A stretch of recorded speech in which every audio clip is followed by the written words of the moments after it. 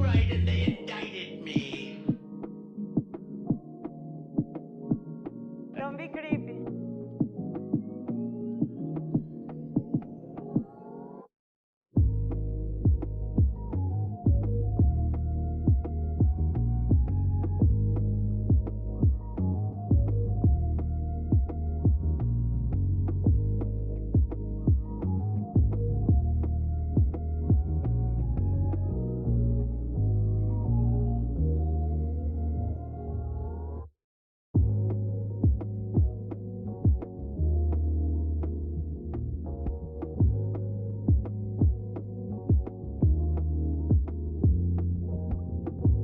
It's a bold strategy, Cotton. Let's see if it pays off for him.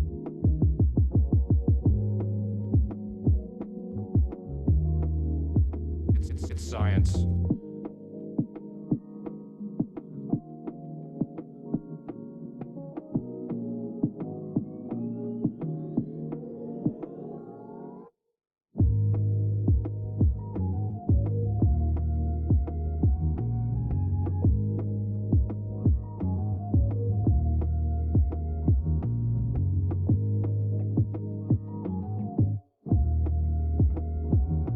In the Ice Age, how much taxes did people pay?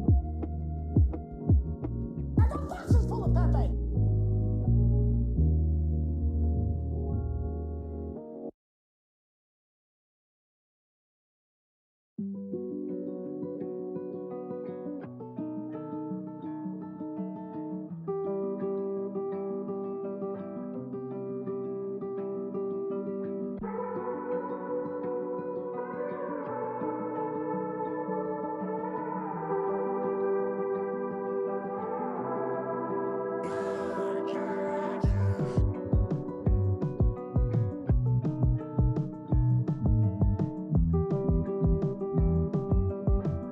Not gonna do it. Wouldn't be prudent at this juncture. Aren't I a good guy? Aren't I a good guy? I feel like I'm taking crazy pills.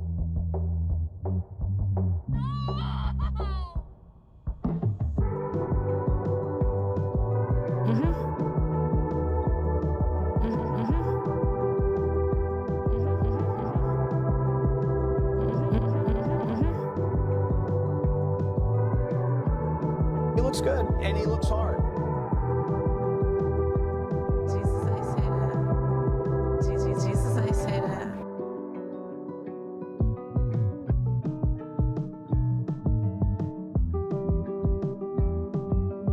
China? China.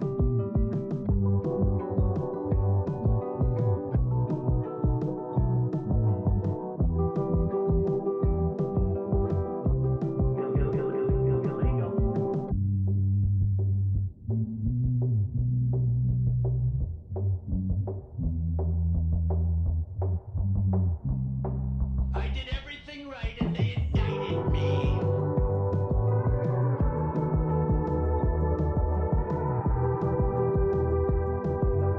People from China, they love me.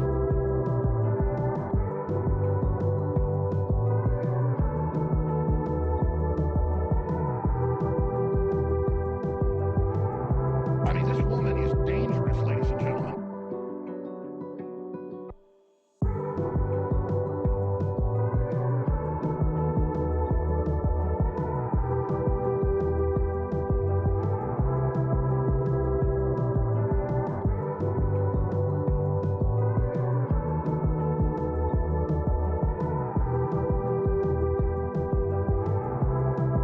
Arguably the greatest work of nonfiction of the 20th century.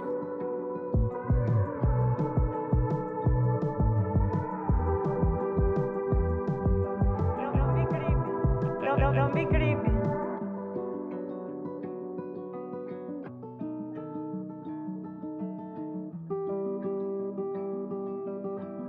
In the Ice Age, how much taxes did people pay?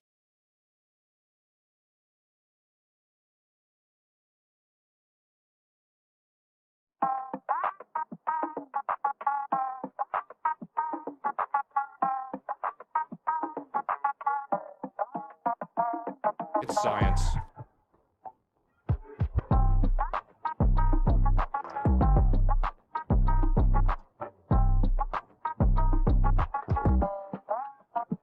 China. Zuckerbucks. Zuckerbucks. Facebook. Look. Facebook. Look.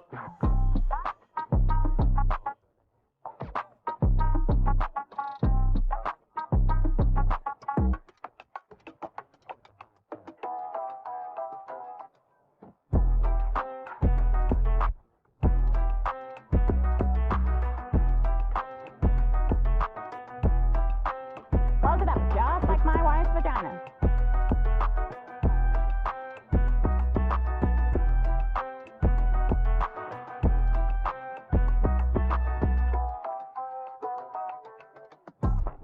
And the box is full of Pepe.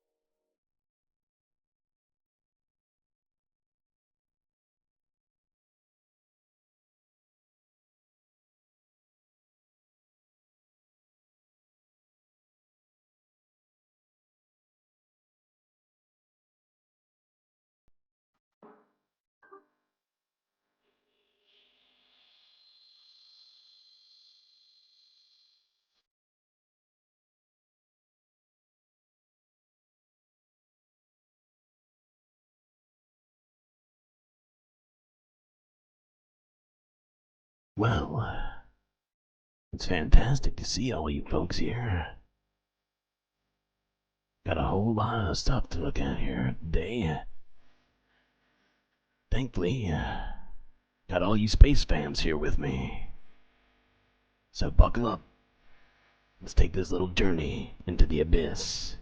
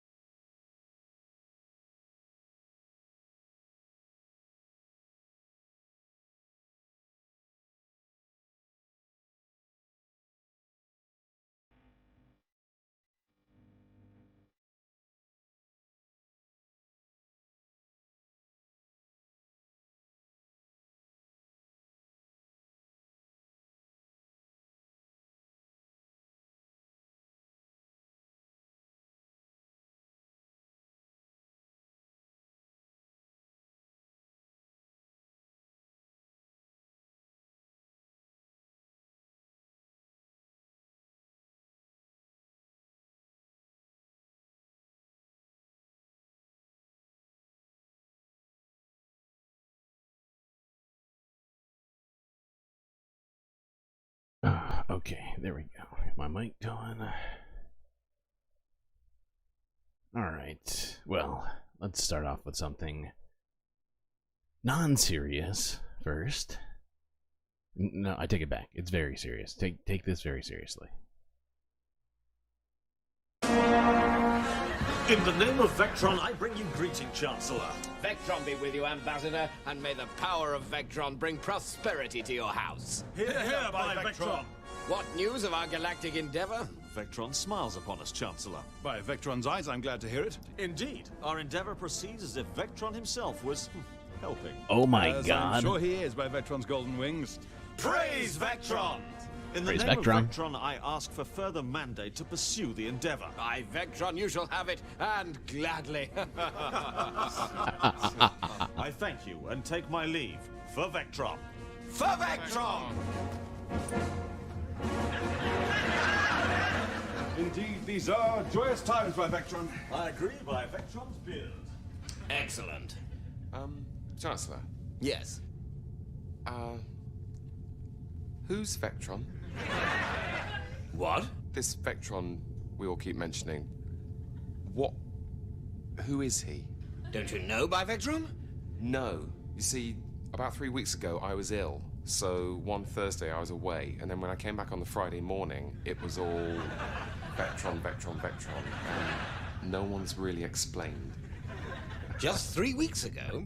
But Vectron is eternal. He is the end, the beginning, the circle. Honestly, Steve, none of us had ever said the word Vectron in our lives until I took that day off. Maybe you're right. I think it's really Tim you should be talking to. I'm pretty sure he started it. Okay. Glad greeting, Vice Sky Marshal, by Vectron's name. I thank you by Vectron's kindly claw. Yeah, Tim, Pete had a question for you. Oh, yeah? Yeah, all this, Vectron stuff, that was you, was it? I don't think so. Isn't it the scrolls? The ancient scrolls of Vectron, written by Vectron himself in the first age of Vectron. No, Pete says it all started 3 weeks ago when he was ill. Well, maybe. I'm sure there was something about scrolls. Didn't Jeff find the scrolls? Jeff? The scrolls, was that you? I don't think I ever saw any scrolls. Right, because this is an interesting question, because we have been talking a lot about Vectron, and quite rightly, Pete wants to know why. No, totally. But by Vectron, Yeah, shall we just leave that until we sort Right. Right, so who was the first person to say Vectron? See, I really thought it was you, Tim. No. I did lose my plectrum a few weeks ago. I was asking around. Do you think plectrum, Vectron? It's not very likely. I think it's that. Yeah, it's probably that. I suppose we must all have seemed a bit daft. No. Well, I feel a bit daft, I must say. No, it sounded good. It was good. Yeah. Right then. No more Vectron. Okay.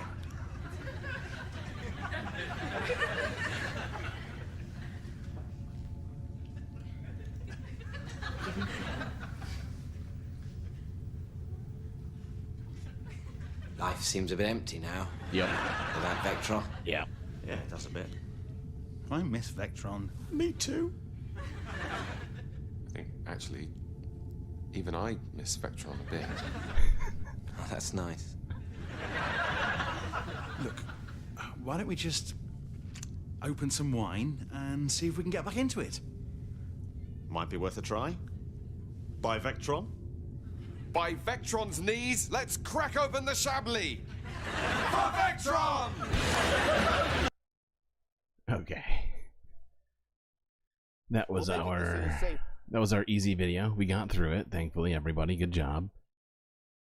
Now we've got like 4 dozen videos, varying. Not honestly, of the 4 dozen or so videos I'm planning on going through. I want to say only like 60 to 70% are Doom related or adjacent.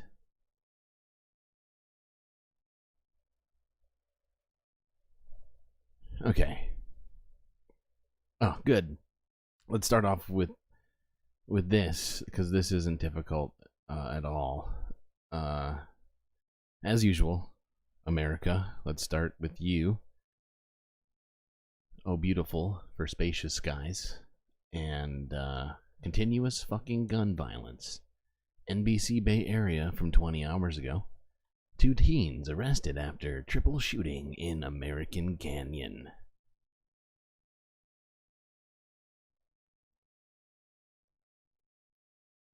Two teenagers in custody tonight for a terrifying shooting at an American Canyon gas station. Police say it started with a heated argument that ended with 3 people wounded. Here's NBC Bay Area's Judy Hernandez. He said the bullets was just whizzing and skipping everywhere. Dave Christensen describes what his 19-year-old son experienced while waiting to gas up his motorcycle in American Canyon yesterday. He got off the bike and dove because it was like, wah! You know, he said it was just 2 machine guns going off at once.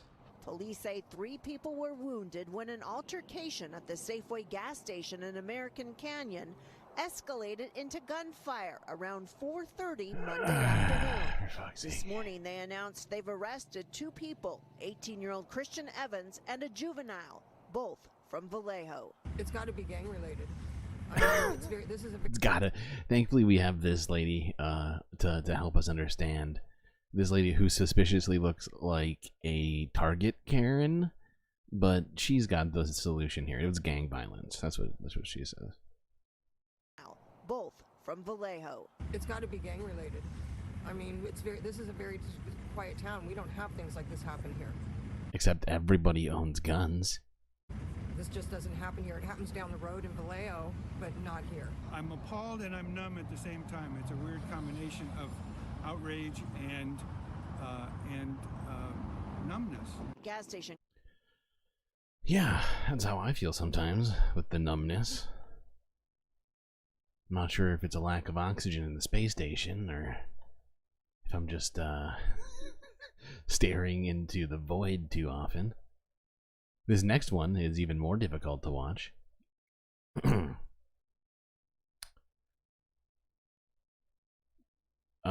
This is old, okay? This just came out from 5 hours ago. But this is footage that has just recently surfaced. This video is from Associated Press, showing some stuff that, well, I mean, considering all the stuff we look at on the stream, probably won't be everybody who has to turn away from this, but this video, and I'm going to try and pause it at an appropriate time, but this video shows California deputies fatally shooting a kidnapped teen in 2022. So you heard me right. There was a kidnapped teenager who was gunned down by deputies in California. This is fucking tragic.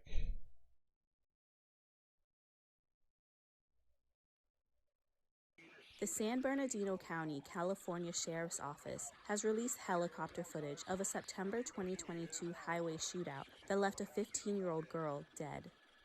Savannah Graziano had been kidnapped by her father, Anthony Graziano, the day before after he fatally shot her mother. The Sheriff's Department released an edited version of the footage after multiple public records requests. Alright, girls out, guys. Female Judy is out. She's out. I gotta pause it there. I'm sorry. We're gonna skip forward real fast.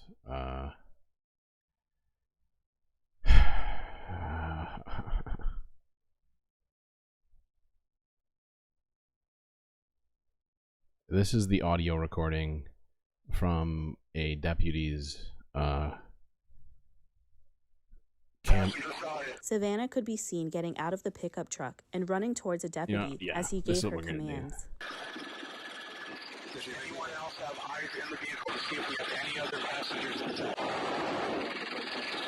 Oh no. Okay, will it skip ahead for me? Skip ahead. The video shows Savannah was just steps away. Get out! Passenger, get out! Get out! Get out! Get out! Passenger, get out! Get out! Come here! Come here! Come here! Come to me! Come to me! Come to me! Come to me! Come! Walk! Hey! Stop shooting her! He's in the front!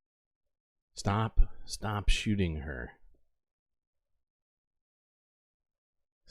Stop shooting her. he's in the car. That is fucking ridiculous.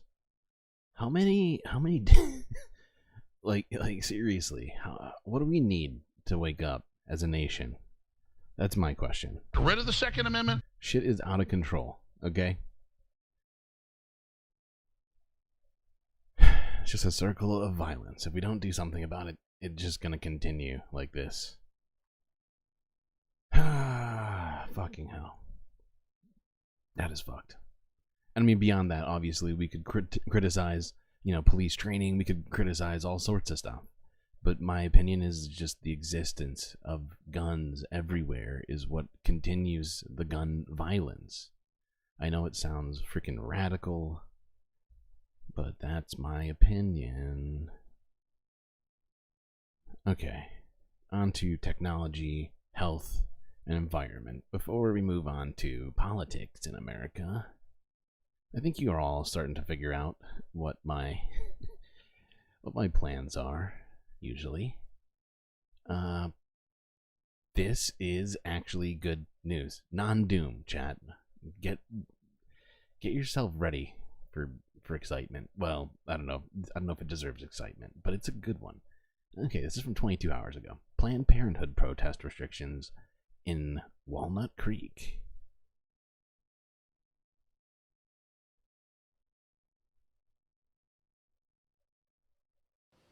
Intel says it faces deepening losses at its chip-making unit. The tech giant said Tuesday that the foundry business... Did I just skip one? Hold on. Sorry, I gotta go back. I just fucked up. This is the next video. Forget everything you just heard, chat. What happened? What is going on? I hate my life. I had this all perfectly set up. And now it's ruined. Fuck it. We're just going to do it in this way. I take it all back. We'll talk about that in a second. This is a completely different story. Well, fuck me. Intel says it faces deepening... This is just a quick look at the current state of chip making in America.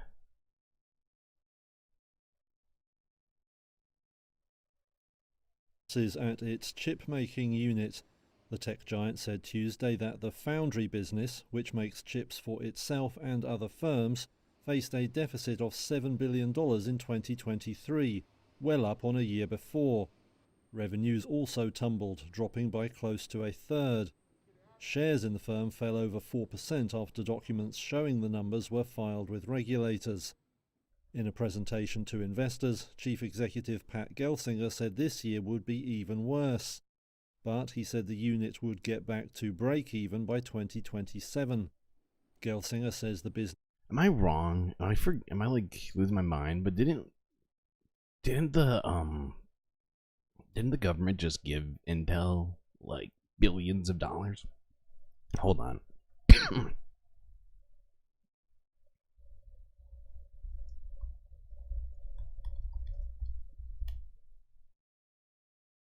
Yeah. A week and a half ago. They just got $9 billion in direct funding. Okay. That's right. I was right. Has been weighed down by bad decisions. That includes a failure to... Am I in the Bay Area? No, I'm in space. But I've never lived in the Bay Area. But they have a hell of a lot of news. As it's a pretty darn big place. Use the most advanced types of chip-making machines. Intel has had to outsource more production as a result.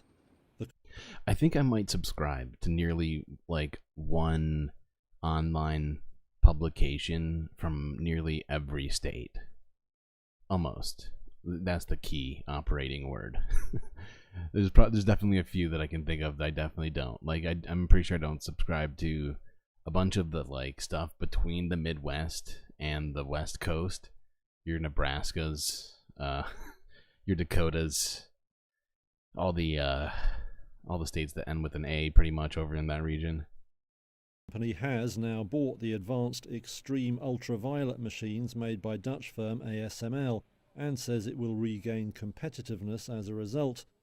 It also now plans to spend $100 billion on building or expanding chip plants in the US. Yep, Aaron W. That's right. Since we gave them $9 billion, we're definitely going to be getting free processors in the mail. Just look out for those. Actually, just kidding. Don't do that. It's not happening. But a business turnaround for the foundry will depend on persuading other firms to use its manufacturing services. Intel has lagged rivals TSMC and Samsung. Iowa. I might subscribe to an Iowa one. So, that apparently wasn't a steadfast rule.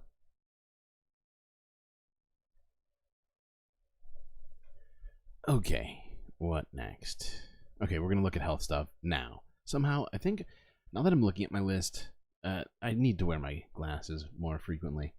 But, I just completely missed that video. It was there. It was there the whole time, and I just didn't notice. Okay. Now on to healthcare-related stuff. Planned Parenthood protest restrictions in Walnut Creek. Here we go. Good evening. Thanks for joining us for Cron 4 News at 10. I'm Ken Wayne. And I'm Vicki Liviakis. Tonight, the city of Walnut Creek is moving forward with another restriction outside its Planned Parenthood. Tonight, the city council unanimously passed a ban on the use of sound amplifiers. All of this adds to a buffer zone that the city council passed 2 years ago to try to put space between protesters and people seeking services at Planned Parenthood. Cron 4's Sarah Stinson live for us tonight in Walnut Creek with the latest. Sarah. That meeting wrapped up not too long ago. Walnut Creek, City Council, they voted in favor of pushing this ordinance forward, which means that protesters would have to have 100 feet between them and the entrance of Planned Parenthood if they're going to use a megaphone or a bullhorn. Now, many people spoke out in favor of this ordinance tonight, but some say it limits their First Amendment rights. Oh, it's so sad. They think it limits their First Amendment rights by not being able to protest in a certain spot. Well, I disagree. Wait, did I just switch it back? Okay, good. Just checking. But in my opinion, that sort of legislation needs to be, like, all over the place. Okay? Around every Planned Parenthood. I've personally accompanied people to Planned Parenthoods before. There's almost always some camped out crazy person with a megaphone. I don't know where they all find these I don't know where they're selling all these megaphones to these people, but they fucking exist. And then at some point, when I'm left alone, I always wind up out there yelling at these people. It's just not, it's not good for anybody, okay? Oh, God. But more seriously, minus the anecdote, I do think it's I think it's good legislation, and fuck those people who are complaining. Go use a megaphone a few more blocks away, okay? You're disrupting people trying to have health care. In Florida, you could hit them with cars. Are you sure those are the right kind of protesters? I feel like it's sort of a selective thing. I do remember that law passing, though. I still can't believe that happened. Okay, what am I doing? Amazon. Yeah, you think Amazon's selling them all the... Yeah. It's a good point. It's a good point. What's next? Okay, so we're gonna look again at this situation from another angle, but still coming to the same basic conclusion. The Associated Press here, we're going to talk about bird flu. Avian bird flu. This is AP News Minute. Chair Jerome Powell says Federal Reserve officials will likely reduce their benchmark. Fuck you. This is the wrong one. Fuck you. We're going to this next one. There we go. So with regards to avian flu or bird flu, we are definitely taking this seriously. This is the first time we are seeing avian flu in cattle, in cows. We haven't seen that previously. Obviously, it had been in chicken, poultry, before, and that is where our heavy efforts have been in terms of monitoring. So the fact that it is in cattle now is definitely raises our concern level, and we have some work to do to better understand that. The virus is the same strain of the virus that we have seen in chickens in the past. So it's not a new strain of the virus. So this is known to us, and we've been studying it. And frankly, we've been preparing for avian flu for 20 years. Unlike COVID, which is a completely novel or new virus, avian flu is known to us. And we've been thinking about vaccines and treatment and tests for quite a number of years. But this is a new development. Cows, mammals, being a reservoir gives this virus new opportunity to change. And that's what we're watching for really closely. Has this virus changed, or is it changing that would make it more likely to spread from human to human? The good news is, right now in the United States, we've never had a documented case of human to human spread of avian flu. But that's what we're watching for to understand how this virus is changing. Today, it's the same version of the virus. But as we've all learned through COVID, these viruses change very quickly. So we are needing to watch it closely. We have to sequence these. We have to stay ahead of it. Okay, cool. So if you didn't quite pick up on what she was putting down, essentially, the virus, avian flu, has migrated from birds to mammals by way of cows.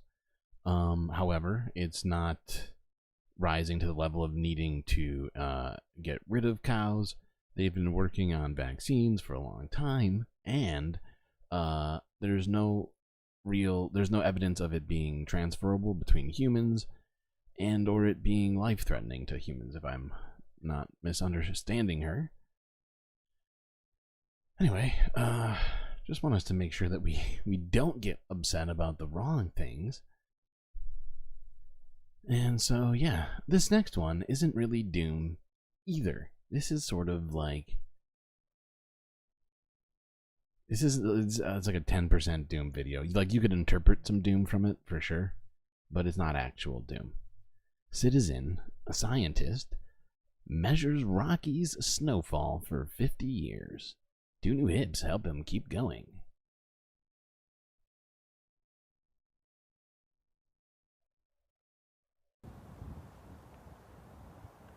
The snowpack up here supplies summer water to the whole Southwest.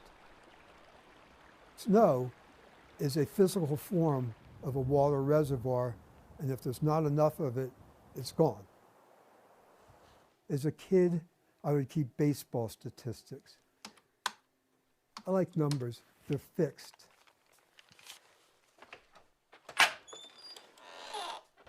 I sit and watch it snow and I write it down. Anybody could do it. Being socially inept made me so I could do it for 50 years, but anyone can sit there and watch something like that.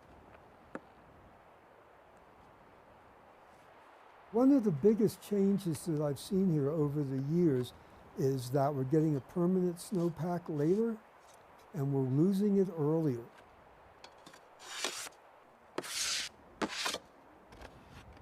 Over the past 50 years or so, that's changed by about 11 days.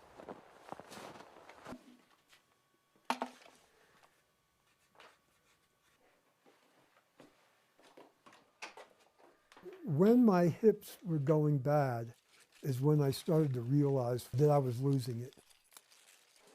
Every year becomes that much more precious. That's why I went through the hip replacements, to prolong it. This year is so much more. This guy is basically like climate change snow Jesus, like who lives on a hill, like completely self-sustained. Oh my god. He deserves the hips, let's be real. He's keeping track of the stuff that you and I may not want to get involved in or have to sequester ourselves to do. Proved that somebody's got to do it, though. Something though. else goes wrong, which it will, but unless it's severe, I think I can last out here a while longer. I think of all these basins I used to ski into, and chances are I'm not going to get there again. I sort of feel bad about that, but there's something in looking at how an environment changes day to day. It's not as majestic, it's not as dramatic, I skied that, but it's still, you know, it's still something I enjoy and appreciate. And as you age, you learn to adjust to things, both in terms of what you can and can't do and what you want to do. I think the long-term future of the data I do will be more of a historic archive. Oh, look, that's the way they used to do it. Oh boy, that was bad. But I do think the main validity in it, the main positive in it, it is a snow study that's been done at the same site in the same manner for a long time. And for a time before there were very many remote high. That's one of the things about scientific data, is if you can keep the same exact kind of measurement over a long period of time, the data you'll accrue will become more and more accurate and relevant, hopefully. I mean, that's the general idea of it, at least, right? Sites. If we know when snow disappeared, then we know all these other things about how the ecosystem responds to climate. I try and measure snow from space using satellites. It's difficult not able to listen to this too. Fuck it. Know whether your methods are working exactly the way that you think that they are unless you have ground truth. And Billy's data provides that ground truth. We know that his data is right. So that means that we can compare all the things that we think we can see to the things that we know are right. You know. Okay. Cool. By the way, I don't know if you noticed, but I made sure to give you your Cisco mid-video when I noticed you had 20 likes. Holy crap, you have 28 already. We're 38 minutes in the stream. That's impressive. What is next? I'm going to skip this one. This isn't necessary. Let's go to this one. BBC News, 12 hours ago. The White House wants the moon to have its own time zone.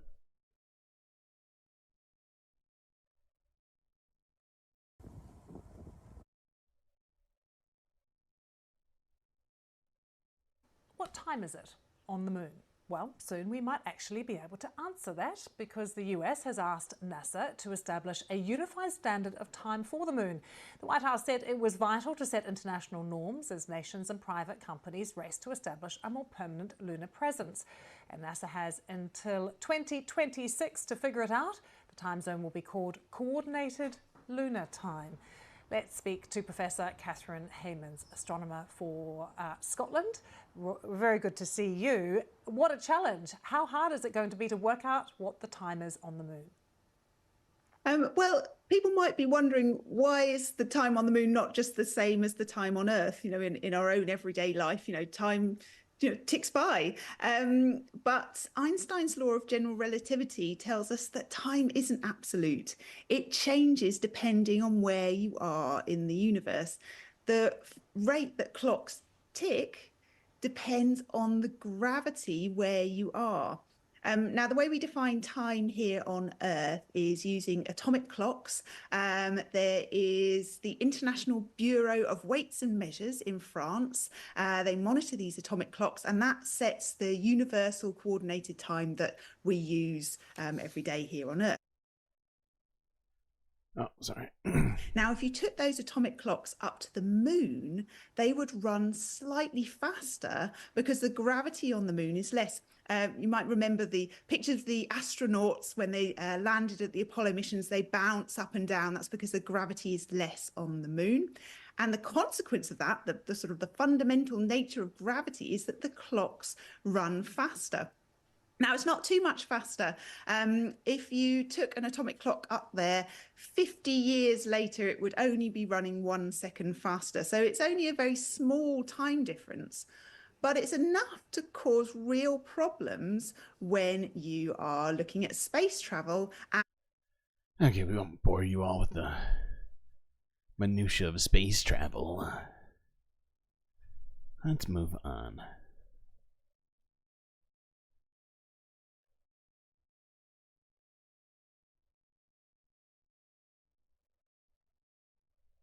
Sticking with space, let's look at this video of NASA conducting its final rocket engine test for Artemis 5. Artemis 5.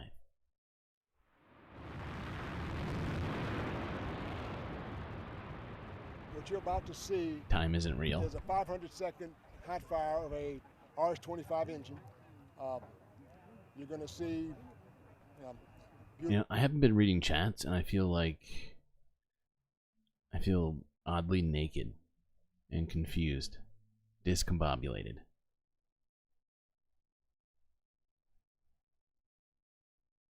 Don't be late, the moon is waiting, but you've spelled it W-E-I-G-H-T.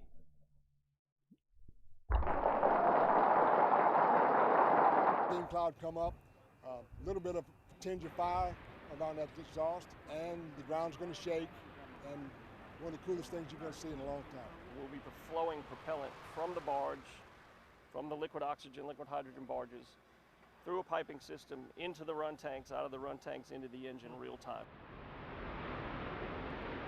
And we're gathering data to make sure that the engine performs as it's supposed to. And Okay, that's all we need. We saw it. It happened. Moving on.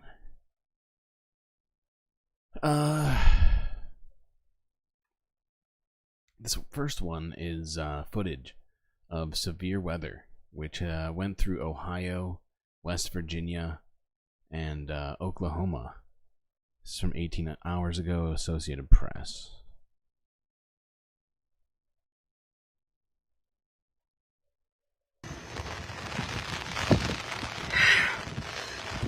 Campers on their side. Oh dear Lord. I thought we were gonna die. They was in the office area. They heard crashing. They self, and they had two of their children here with them. Shoved them in the bathroom.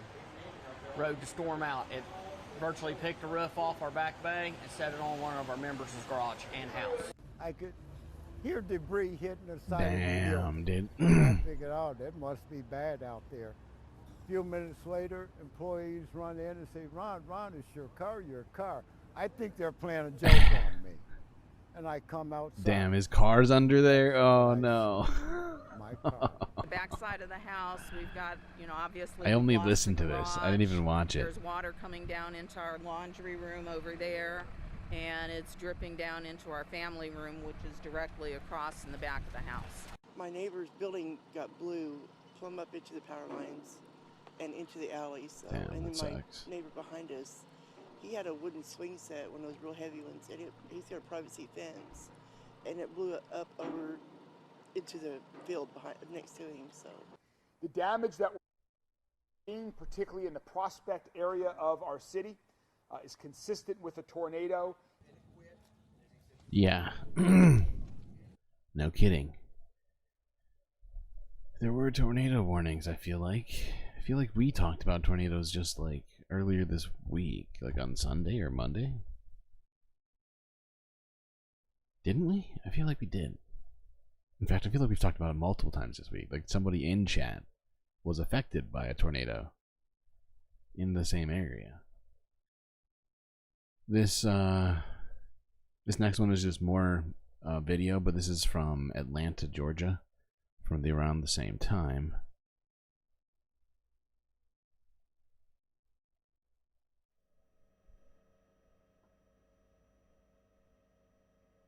That whole roof is gone. Well, not the whole roof, just that massive section.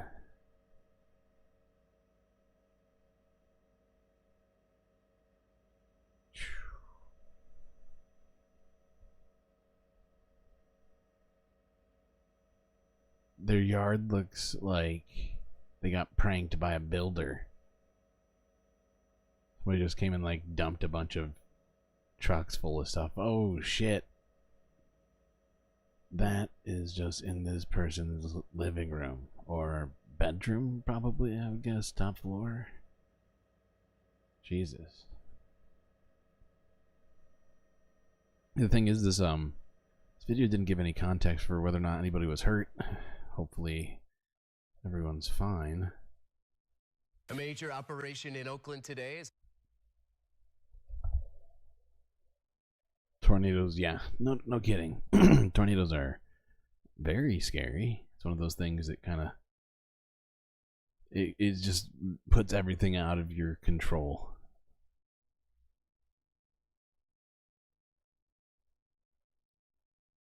Or not everything. I'm pretty sure there's some things you can do. Like going under a house, I think is usually helpful. Although I'm not an expert on tornadoes. Okay, this situation is a little frustrating, but it's certainly not the most frustrating thing we're going to look at today. This is from a day ago, where crews cleared out parts of homeless encampments in Oakland.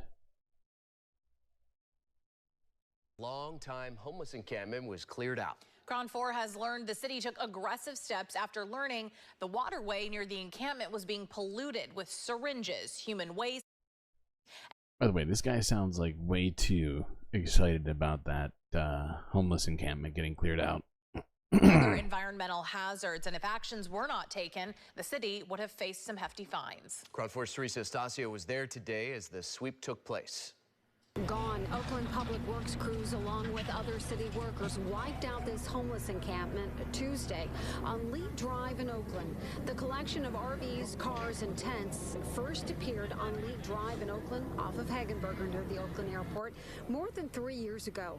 And that, city officials, is when the problem started. The San Francisco Bay Regional Water Quality Control Board last week issued a formal complaint to the city, stating that the encampment was contaminating the nearby creek, and based on testing, the situation was getting worse.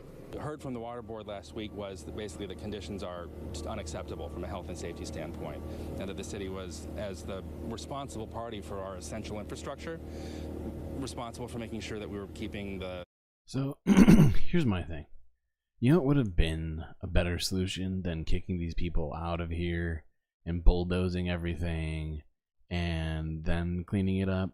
You could have, I don't know, placed dumpsters for these people. How much would it cost to acquire a couple of dumpsters, however many necessary for an encampment of this size, and then take the waste away, like on a weekly basis? This isn't rocket science. The whole thing could have been avoided. The effluent and other materials that come out of encampments out of the waterway. City spokesperson Sean Maher says that they gave those living out here notice and brought in city resources to help. But bottom line, a large section of the encampment had to go. We're trying to work in a way that respects the dignity and autonomy of these folks, but also gives the city the ability to meet our obligations to our... Autonomy to fuck off. That's what that is. Our regulators. Maher said that city crews took water samples and will submit their findings to the water board. In a letter obtained by Crown 4 News, the public works director said that the city could be on the hook for hefty fines as high as $10,000 a day if the waterway is not brought into compliance. Okay. Hey, I mean, I don't blame the agency for trying to find the city. I just think the city just has not done its job in trying to deal with this in a reasonable way. You know? Those people are just going to go somewhere else, okay? And what you should have done is set up help for them, like I said, you know, just simple garbage dumpsters, which would at least, you know, help with this refuse situation. They're supposedly so concerned about. Granted, $10,000 a day is a lot of money.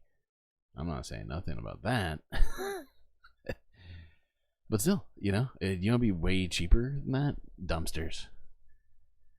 I'm going to stop saying that. Okay, moving on.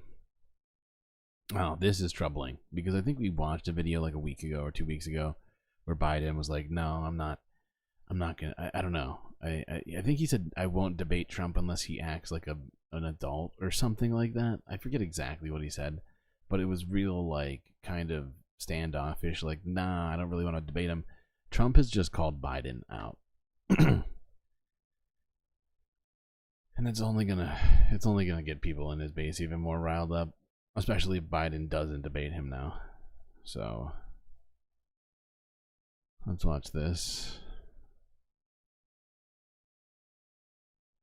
I'm thrilled to be back in Wisconsin with thousands of proud, hardworking American patriots. That's what you are. You built this country. You can see we have an empty podium right here to my right. You know what that is? That's for Joe Biden. I'm trying to get him to debate.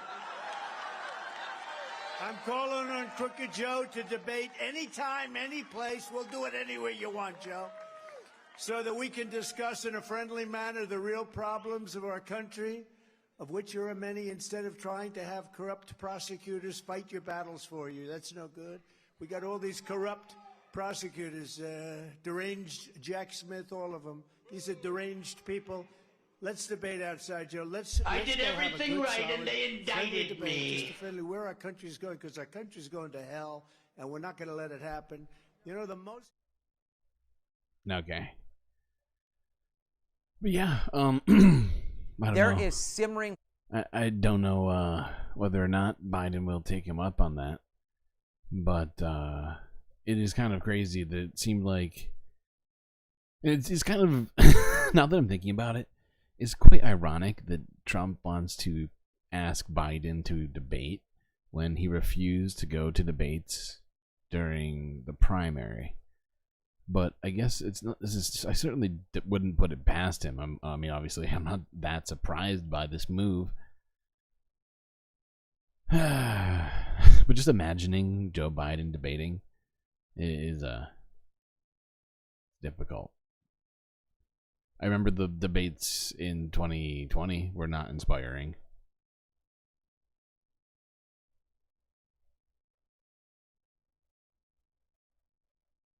Okay, this is another video from the AP. God damn, it's like 4 AP videos already. Prosecutors in Trump's classified documents case rebuke judge's unusual and flawed order. This is about the documents case in Florida at Mar-a-Lago, if you recall.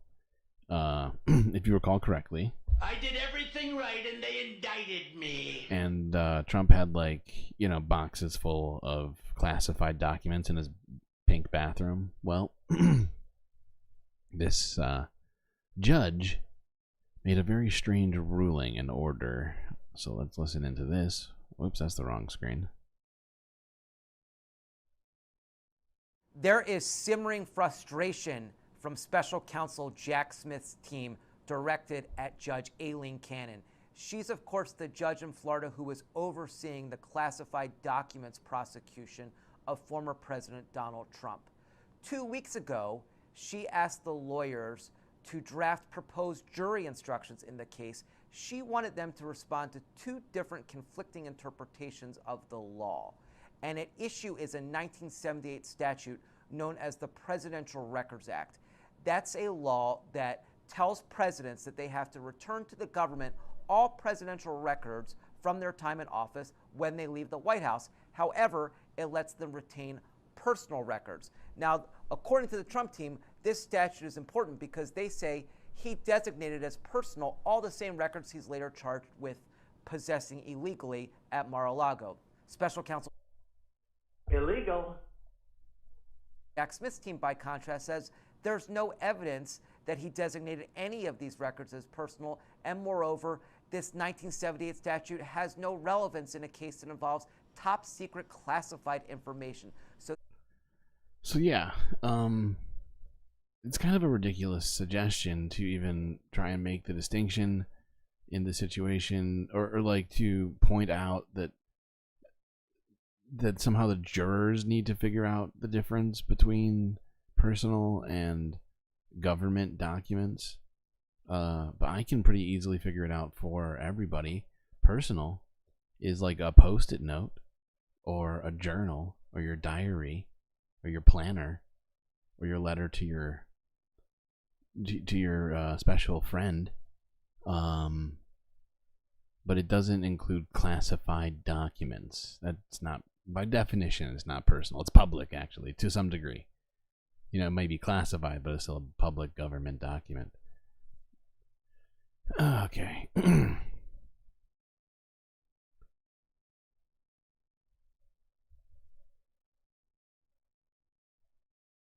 The presidential debates will be more like a SNL skit. Likely. Very likely. It's just his diary entries and scrapbooks. They just happen to all look like that. They just had to redact it because it's too spicy. His diary is just too spicy. Okay.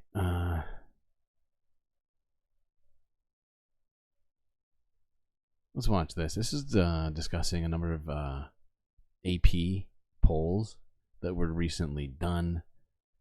This video is entitled "Americans Agree on Most Core Values Despite Divisions." And you're going to see the divisions, and it's kind of funny the way they tried to frame this, because it's I feel like it's a real stretch to actually to try and define it the way they have. But hey, let's listen. Maybe I'm just being too skeptical. When it comes to politics, it seems like there isn't a lot that Americans can agree on these days. But a new poll from the AP Nork Center for Public Affairs Research shows that when it comes to some of the most important values and freedoms, Americans are on the same page. More than 90% of U.S. adults say the right to vote and equal protection under the law are important or very important. 88% say this about the right to privacy, and 84% say the freedom of religion is important or very important. There are some divides, though. Yeah, no kidding. Hold on, let's go back. Okay. Now, I think a lot of these, especially if it's just framed exactly like this, and knowing the AP, it probably was framed exactly like this. And so, you know, for instance, freedom of religion is like the easiest one to like pick apart immediately, right? A lot of people who are going to say freedom of religion in this country mean freedom to tell other people to be Christian, or to shut up about not liking to be told to be Christian, or to do things accordingly to the Bible. And then, you know, I think right to privacy, honestly, is one of those things where you don't even need, why would you pick it apart? Like, I think that's actually something that we all agree with to some degree. But once again, like, what are the elements of privacy, right? That's where things, I think, might get murky. But yeah, right to vote and stuff. I think everybody probably agrees on that one. And yet, you know, the actual discourse over voting between the two parties right now couldn't be more different, right? You still have people claiming the 2020 election was stolen, and, you know, then you have other people who are trying to sound logical about things, and, you know, it's God, it's a fucked up situation. Oh, I didn't finish this. No, there's more stuff. I forgot. I got distracted just monologuing about nonsense. Important. There are some divides, though, about the values that underpin our identity as a nation. For example, more than half of Republicans say a culture grounded in Christian values is important for the U.S.'s identity as a country, while only 18% of Democrats agree with that.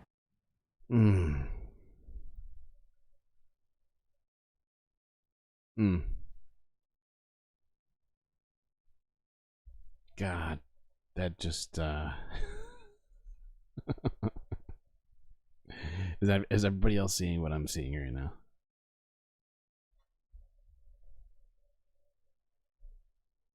Arguably the greatest work of nonfiction of the 20th century. Pray for Alp Country.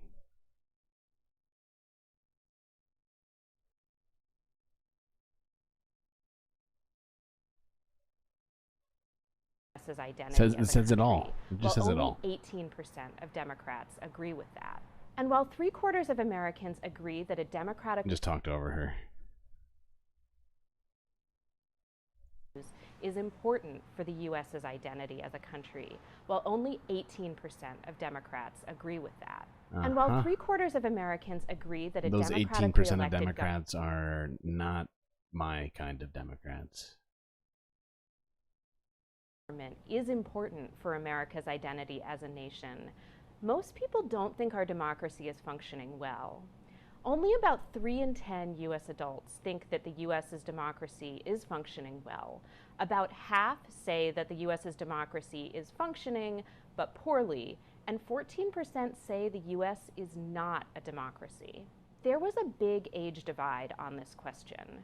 The youngest respondents in the poll, those between the ages of 18 and 29, were much less likely than people over the age of 60 to say that the U.S. is a well-functioning democracy. These findings reflect one of the big challenges for American democracy right now. We're actually not as divided as we think on the importance of some of the most important rights and freedoms. But Americans also agree that democracy just isn't working the way it should. Yeah, and it's unfortunate because how do we bring people together to agree on these sorts of these issues if we can't even agree that democracy, or at least we agree that democracy isn't working? That's the problem. Like, how do we make democracy work when it's not working?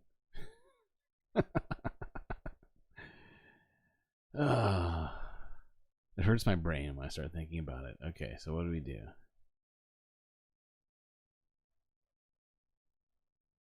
And the fact is, there's definitely some things that come to mind, like get rid of the Electoral College. That's the first one that comes to mind. Get money out of politics, lobbyists, Citizens United, dealing with that situation. I actually have a decent list. There's more I could go on. All right, anyway, let's move on because we don't have time for that. Or do we? No, fuck it. No, keep moving.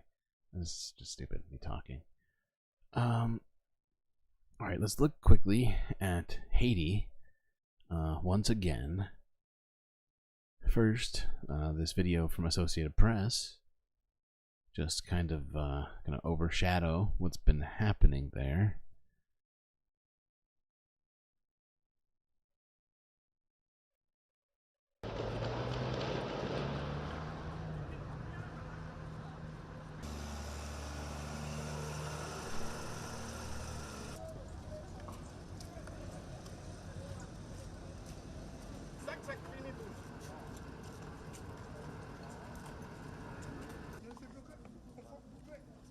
Chat, you seem to have some very good ideas as well. I like that.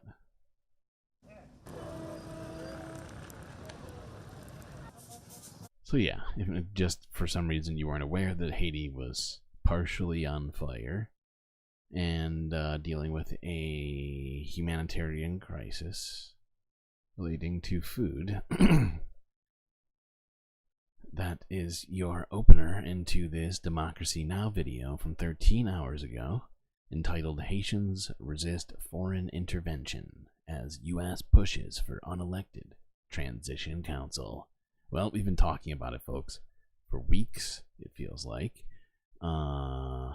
And the UN is pushing to go in and do a hegemony. Let's listen in to what Democracy Now! Has to say about that.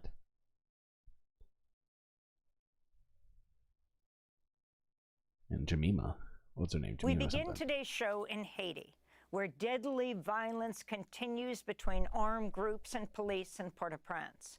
On Tuesday, UN Rights Chief Volker Turk deplored what he called the unprecedented scale of rights abuses in Haiti.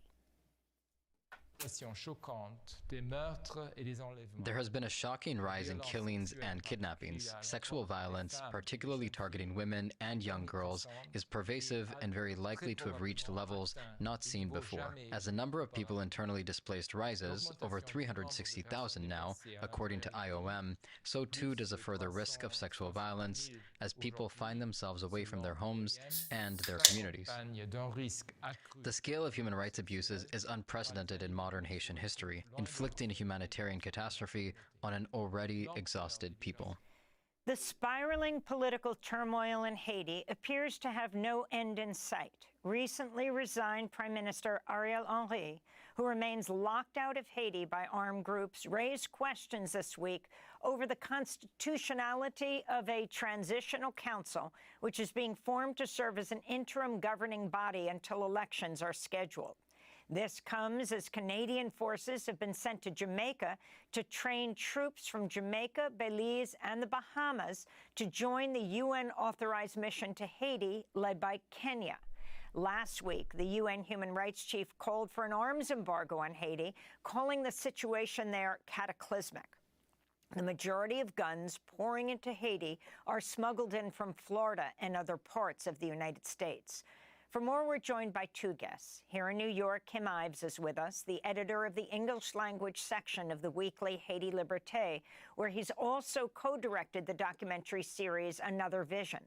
And in Vancouver, Canada, Jemima Pierre is a Haitian-American scholar, professor at the Social Justice Institute at the University of British Columbia in Canada, and research associate at the University of Johannesburg. Okay, what was I about to say? I see you, I heard you, I hear you in chat. There you go, Jessica Fletcher. She has arrived. Exactly, PB. I was about to call you BP, and that's, I feel almost insulting. We welcome you both back to Democracy Now! Professor Pierre, let's begin with you. Can you just lay out overall the situation at this point in Haiti, with a resigned president not able to come back into Haiti? He's condemning a transitional panel to rule Haiti, and this Caribbean group led by Kenya training to move in so-called UN peacekeepers. Good morning, Amy. Thanks for having me back. What's going on in Haiti are a number of armed groups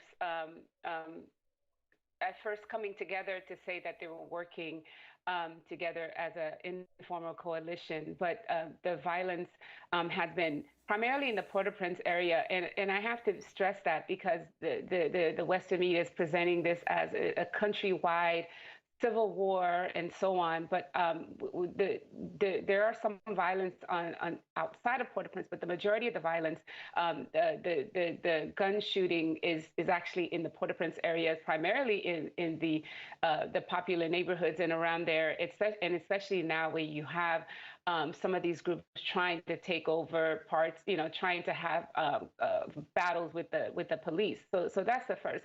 The second thing that we have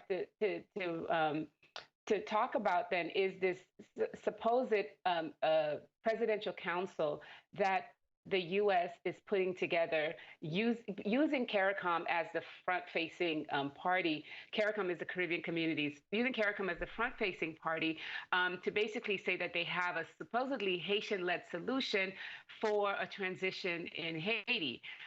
The problem with that so-called Haitian-led solution is that it's the U.S., France, and Canada, which, as we've known before, are the major forces that have destabilized Haiti, at least in the past 20 years. They're the ones leading the discussion, U.S., France, Canada, Brazil, leading the discussion along with the Caribbean community. But as we said before, there needs to be, for the Haitian participation, they have to agree for multinational security force to come in. Basically, in order to participate in this conversation, you have to be okay with a foreign invasion, which itself is a problem, and basically tells us that the U.S. is controlling the situation. Now, this foreign military force, people will have to remember that it is not a UN force. It's UN sanctioned, which is surprising, right? But it is a force that is coming in with absolutely, it's not even clear what its mandate is. There's a 33-page document that talks about the security force, but we don't know what the rules of engagement will be. How will we prosecute the inevitable war crimes that I think will happen when you have foreigners coming in and shooting at a population. But the other thing is Canada is training Jamaicans, Bahamians to come in for as if they're coming into a war zone, and that itself bodes badly for us for people in Haiti. And yeah, and we've definitely talked about this recently, because I think it was like earlier last week, maybe it was over the weekend. No, I think it was before that. But we heard about this. Them going to the Caribbean, to Jamaica, to was it Trinidad? No. It was Belize. I can't remember all the countries, but yeah, France is going and trying to get some other people to vicariously go in and enact some Western hegemony on Haitians. So I think this is a terrible situation in the sense that what's happening in Port-au-Prince is a result of guns being brought into the country from the U.S., Dominican Republic, and Jamaica. But the other thing is that whatever solution that the U.S. is having is a completely inadequate and unconstitutional and illegal solution. And even the military force that the U.S. is trying to bring in, we have to remember they tried to get Brazil to lead it, Canada to lead it. They all said no. That force itself is not constitutional because it was asked by an illegitimate government, Ariel Henry, from 2022. So it's a terrible situation. But I think that the idea that there's a Haitian-led solution coming is actually a false one and one that is misleading. And Professor Pierre, I wanted to ask you about this transitional council. It's supposedly been meeting now for several weeks, and nothing seems to have come out of it. How is even the decision-making of this council? Yeah, no, Del Sol Verde is correct. That is, I don't know about the names of the families, so I can't speak to that. But there's actually a whole thing. It's not even a conspiracy theory. It's just a fact that the 15 richest families in Haiti are not Haitian. Is that transparent? Or by not Haitian, I mean like of European descent. And is it by vote, by consensus? And could you talk a little bit more about the council? Well, we don't know much about the council, and it's not transparent. These are supposedly negotiations happening between CARICOM and especially the Guyanese president, who has been very belligerent about these members of this community, the Haitians that they've chosen to participate in this discussion, that they have to agree to this multinational mission. Apparently, they came up with this. Members of the council have been chosen. Some people dropped out in terms of leadership. The council is made up of supposedly people chosen by the U.S., members of the political class, the old political class that people really don't want to have anything to do with, but key members of that. And there's infighting amongst them. But recently, just I think a few days ago, the president of Guyana sent a letter to Ariel Henry to get his permission to ratify this transitional council, which itself should tell us everything we need to know. The fact that this ousted illegitimate prime minister has to have a say in this transitional council. So I'm not sure, at first they were saying that they were giving them 48 hours to come up with a council to allow this transition. And the U.S. thinks it needs this council in order to make it seem like a military force coming into Haiti is legitimate. Yeah. But I'm not sure how far we're going to get with that, because it's just it's a ploy. It's like a facade for military action it's an invasion. It's not our country. It's an invasion. I think even if we get other people to go do it who look closer to what Haitians look like, such as Jamaicans, and it doesn't change what it is. For Haitian people, this is a completely obscure process that leaves regular people out of the discussion. Yeah, I'd like to bring in Kim Ives of AT Liberté. Kim, you recently helped an American YouTube personality there, Addison Pierre Malouf, who was kidnapped, obtain his release. Could you talk about what happened there and your sense of what's going on in Haiti?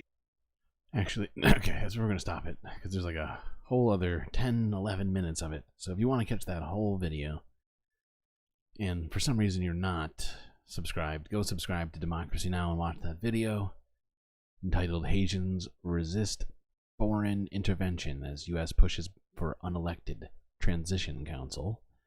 In case I didn't say that before, just double up on it. Is it break time yet? I mean, no, it's not. It's only an hour, 15 minutes in. I'm getting way ahead of myself. Paris, yes. From Haiti to Paris, it only seems right. And this is another great video. God, I'm actually thinking about something else right now. Not the one before us, but the 4 before, something like that. Police remove migrants from central Paris Square ahead of the 2024 Paris Olympics. Gotta clean up the streets. This is from 12 Rules for Life. If you don't clean up the streets, how are people going to know that Paris is amazing? They won't know. They'll just think that Paris doesn't take care of refugees and homeless people and migrants and things. And that would be a bad look.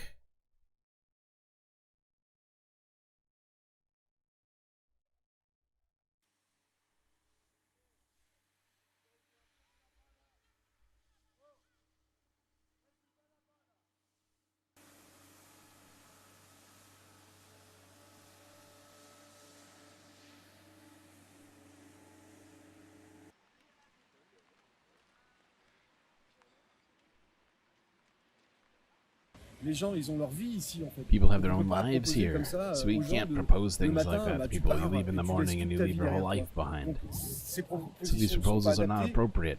These are places in Paris, they're clearing the way for the Olympic Games, so in fact, it's nothing less than social cleansing to disappear from the region.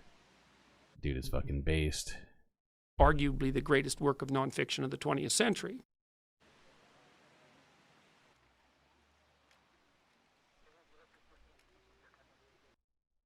Okay, what's this next one? Okay, on to Ukrainian President Volodymyr Zelensky. Hey, pal. Did I say go? No, I didn't. Thank you. What is next?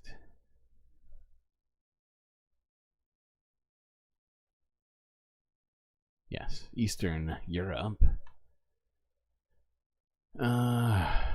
Ukrainians split over mobilization amid move to lower draft age. This is from 18 hours ago. Keep note of the time.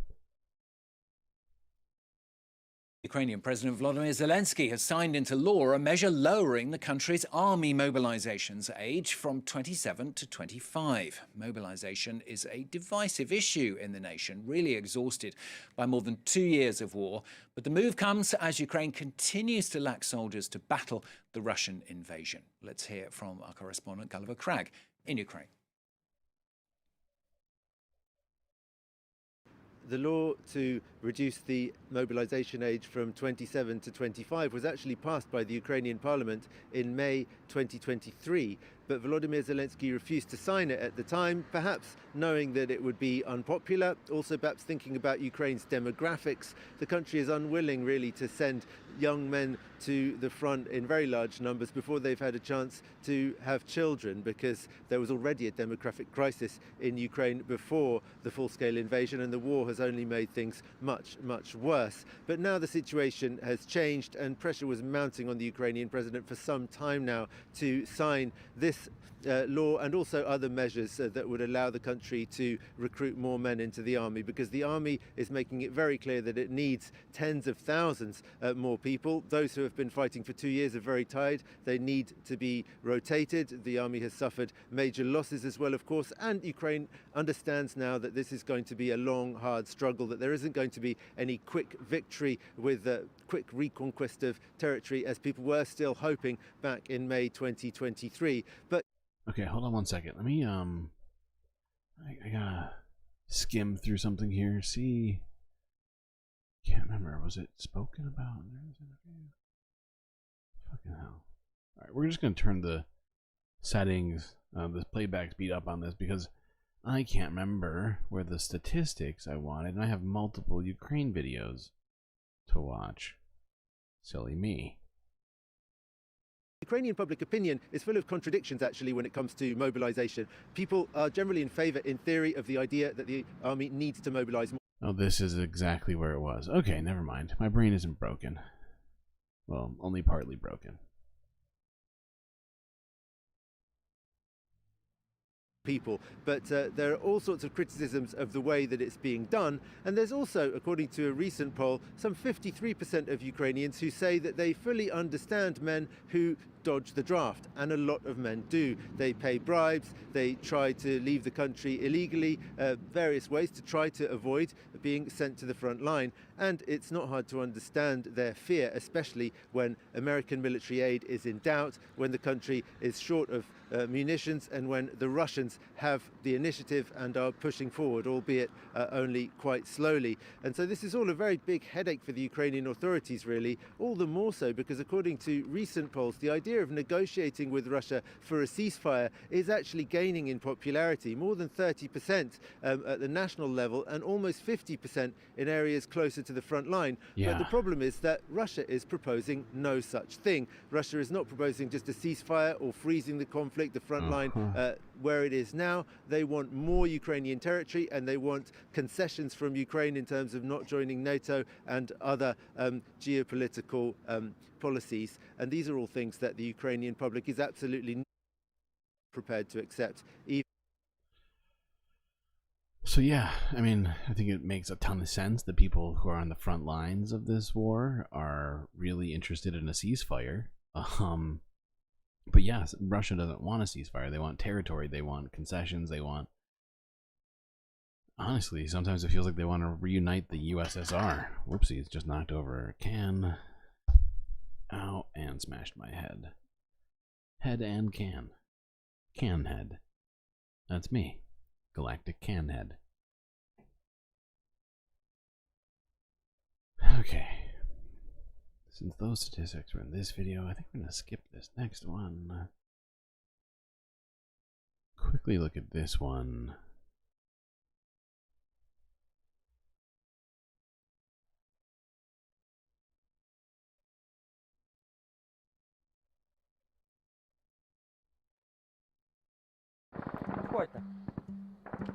Watch this. And just for context, this is a BBC video entitled "Inside Ukraine's War: Front Lines Against Russia in the Donbass." Oh, down. What was that? Mortar. Russians are shooting us. What the fuck?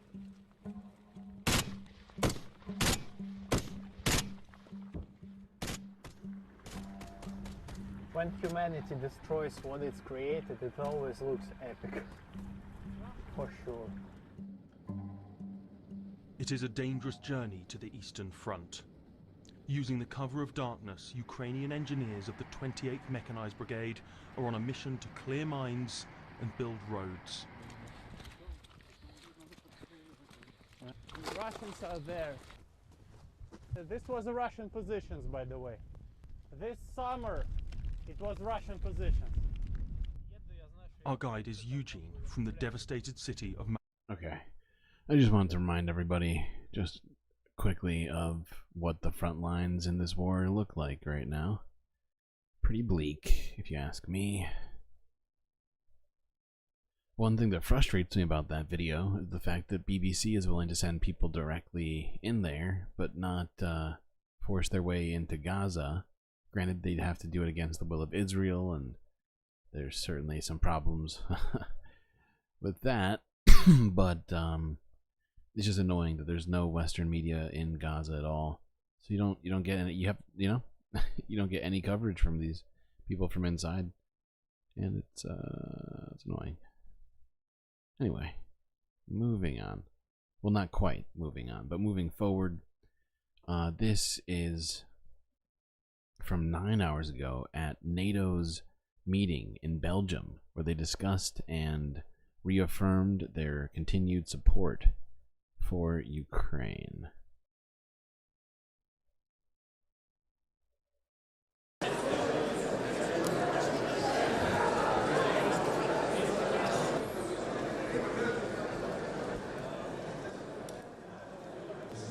Now, if I'm not mistaken, I don't think they even talk during this video at all. It just shows you what's happening. Now, like I said, they reaffirmed their support for Ukraine, and later on, I believe, yes, that's right, Finland, who is a new NATO member, has just signed a 10-year security pact with Ukraine to step up its military aid. So let's switch to that video. This is from Global News. Welcome. How are you? Сьогодні ми підписали двосторонню безпекову угоду Україна-Фінляндія. Це комплексний документ, системний, який закріплює співпрацю на 10 років в усіх принципово важливих сферах. І я вдячний за гарантії продовження військової Shit, they're talking in Ukrainian. Фінляндію, нашої... And I'm not reading any of the subtitles like an idiot. Today we signed bilateral security agreement between Ukraine and Finland. Ми підписали двосторонню безпекову угоду Україна-Фінляндія. Це комплексний документ. It is a comprehensive agreement which envisages cooperation for 10 years in an all-critically important mission. I am grateful for guarantees to continue military and financial support of our country by Finland. As of now, we have received 400 million euros in military aid. It was just this year. This amount will substantially grow by the end of the year thanks to at least 2 more aid packages. We have today given the 23rd aid package to Ukraine, a government decision that was taken last week. The 23rd package is 188 million euros of mostly military aid, and it does include air defense and heavy ammunition. Okay, that's enough of that video. I think gives everybody a clear picture of what's happening there. You're out? Well, it was good to see you, Morbius. It's been too long, pal. Too long.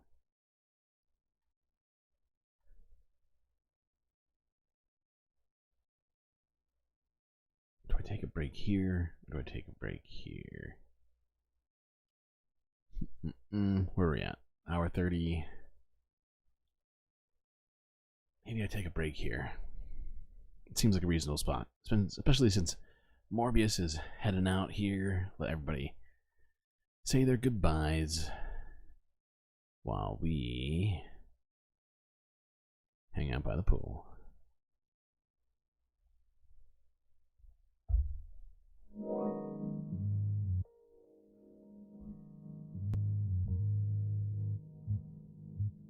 Well, I hope everybody's been enjoying the stream so far. If you haven't already, hit that like button and do consider subscribing.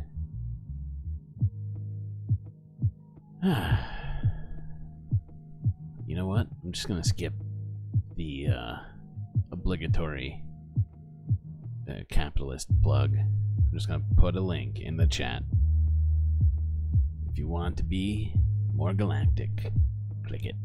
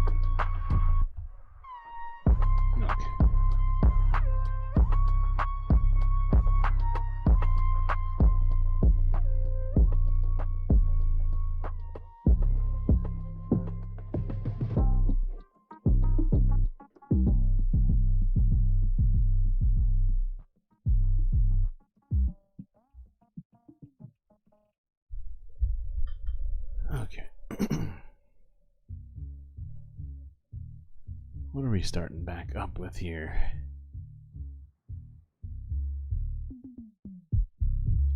Your name is Sharon? Charon?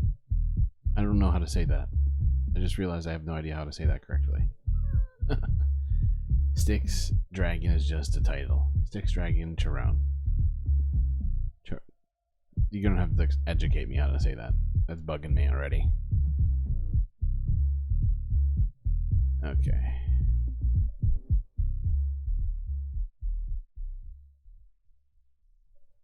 Alright, let's go to Africa, where currently Zimbabwe is experiencing extreme drought conditions, and the government has just declared a state of emergency. This is from Al Jazeera from a day ago, 9 hours ago, excuse me. You can see how dry the soil is. Crops are thirsty and they are struggling. In many parts of the country, the maize crop is a write-off.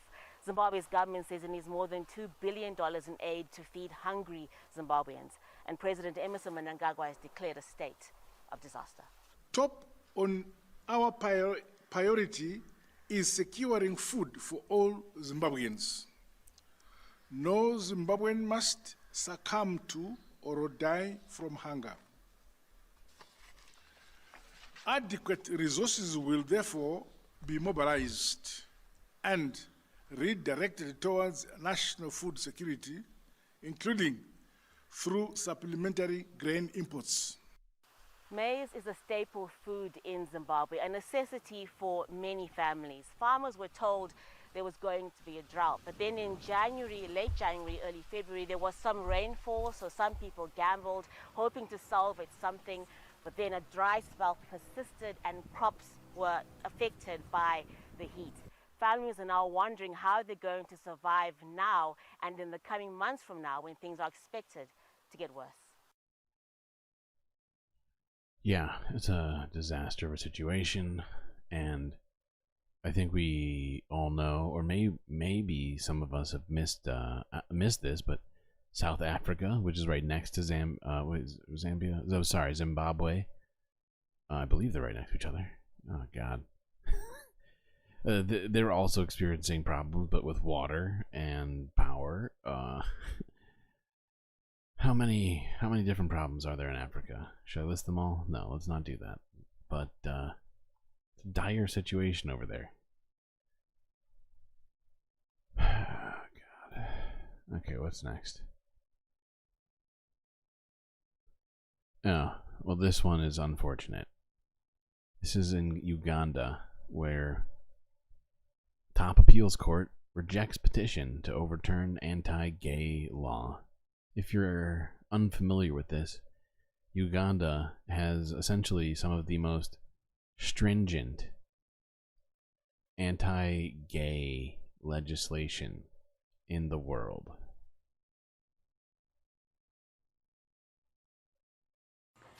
Carol is a mother of... Oops, there we go. To Uganda next, and the country's constitutional court has rejected a bid to overturn a controversial anti-gay law that is considered one of the toughest in the world. The law imposes life imprisonment for consensual same-sex relationships and includes the death penalty for what it describes as aggravated homosexuality. Well, let's go live to Nairobi and speak to our Africa reporter Esther Agola. Esther, just bring us up to date as what has happened today. Good afternoon. So today the Constitutional Court had its sittings just over an hour ago, and the conclusion they had was that as this was a matter of huge public interest, that they will not overturn the Anti-Homosexuality Act of 2023. They did, however, note that the act did violate the medical rights, the health rights of the LGBT plus community, and noted that it was important to see how to work that out. So basically, the law still stands in Uganda as per the Constitutional Court today. And it's pronounced Sharon. Okay. Cool. Yeah, I'm tired today too. But this is very unfortunate for everybody living in Uganda. groups that took this action to the court. Yes, it was. And this was taken to court last year. And basically, they were saying that it contravenes the human rights laws of the LGBTQ plus community in Uganda to exercise their various rights to exist, to, assemble, to basically just live their lives. And they were hoping that the Constitutional Court would overturn that. But as it seems today, that will not happen. However, the petitioners have said that they will take the matter to the Supreme Court, and they are hoping that it will be overturned in its entirety. Okay, well, yes, let's hope that it gets overturned in entirety. Sure, it doesn't affect us, but affects other people. Let's watch this. It's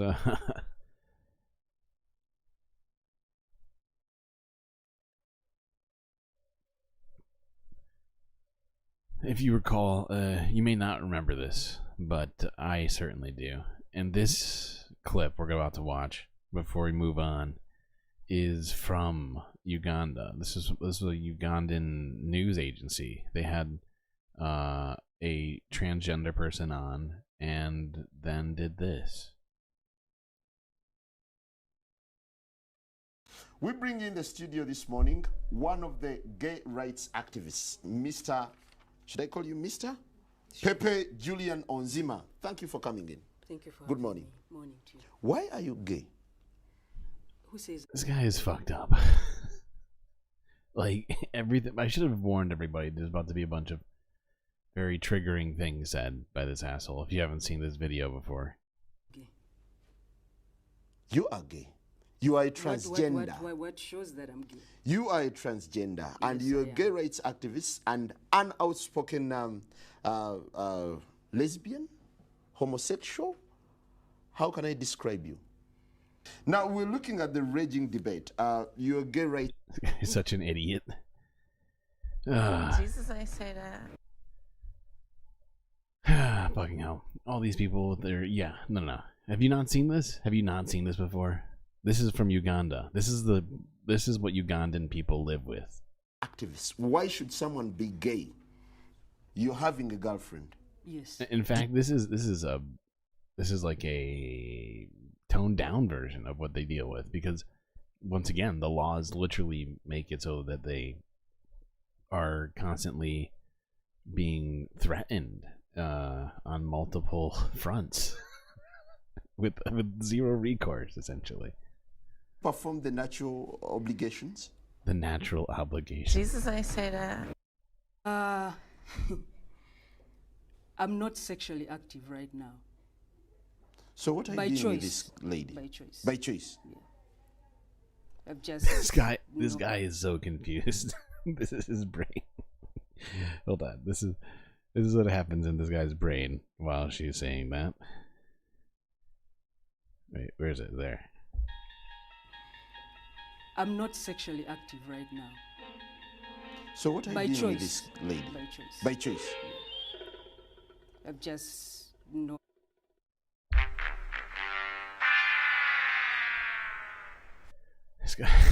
This guy is so confused.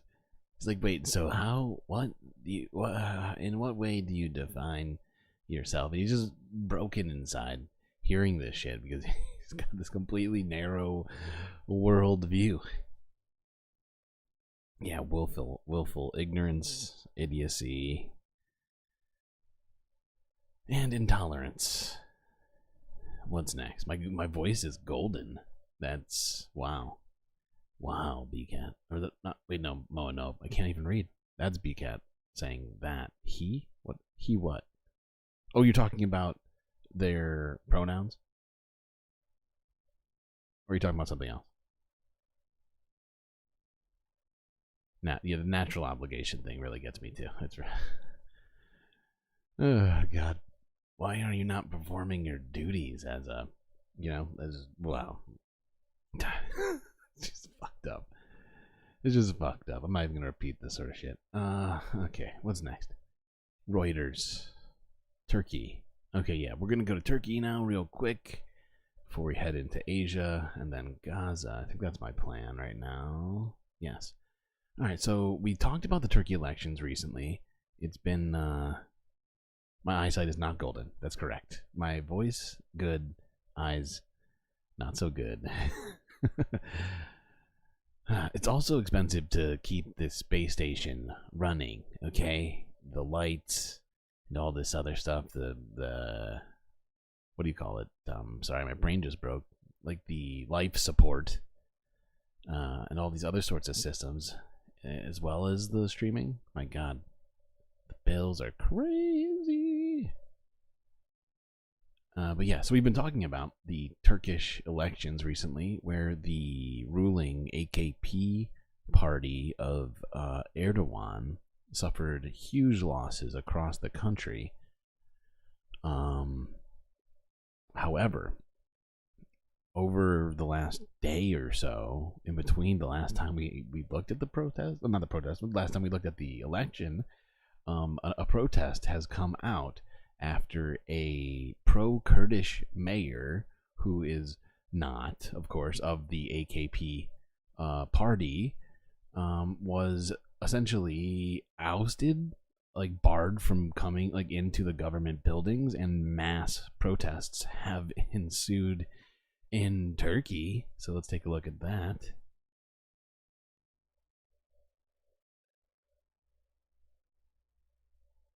There we go.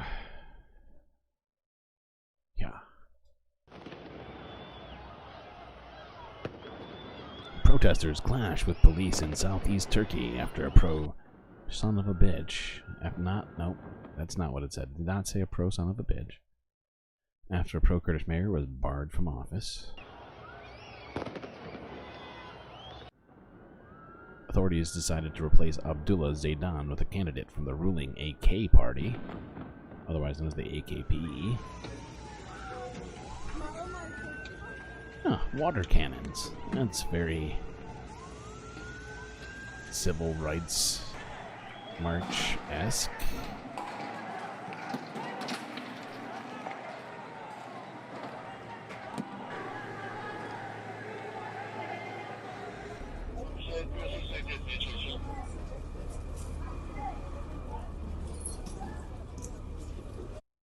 Okay, and there's one more video here. Where is it? Yes. This that was Reuters. This next one's Global News. Just different footage of the same protests, but earlier in the day, I think. Or later in the day? I don't know. They might have started in the morning. It confuses me because it's in Turkey, so the time is all off. Protests in Turkey, Southeast province. We'll just watch it. You don't need it. We know what's happening.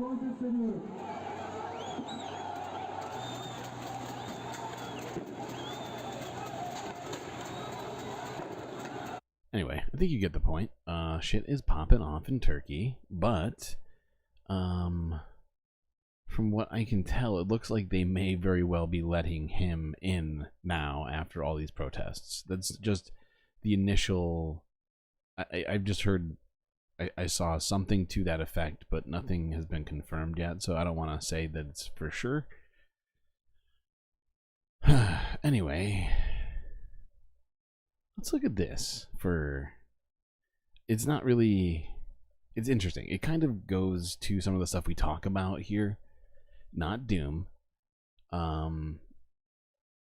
But this is a little environmental piece in Thailand, where wildlife authorities are unveiling a new monkey master plan after macaques have been wreaking havoc in the central Thailand town. Monkeys.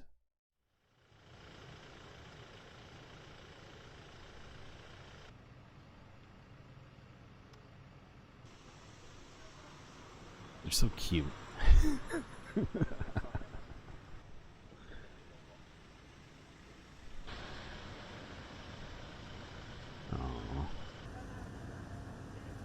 But instead of just sitting here and awing at these cute ass monkeys, I am going to make a point, because we talked about this, like I want to say like last week, not specifically with monkeys, but with anoles. If you recall correctly, we watched a documentary recently, or at least part of a documentary regarding anoles, which are small lizards that live in the south, and they have been evolving at a accelerated pace. The ones that live in cities versus the ones living in their natural sort of habitat, if you will.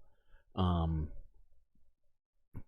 some of the findings were quite fascinating. And while lizards do evolve faster than primates, to my understanding, I think it's interesting to see how the wildlife, because we were talking about this earlier, right? The cities aren't actually like separate from the environment, right?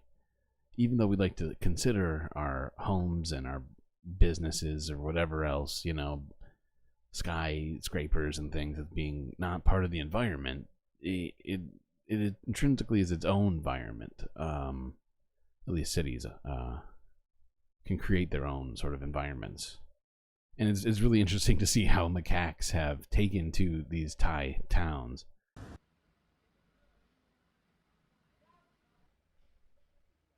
Anyway, I'm gonna look at this next video. Same idea. This is from a couple years ago, discussing this issue. Apparently they've been dealing with it for a while, so I actually watched this one too.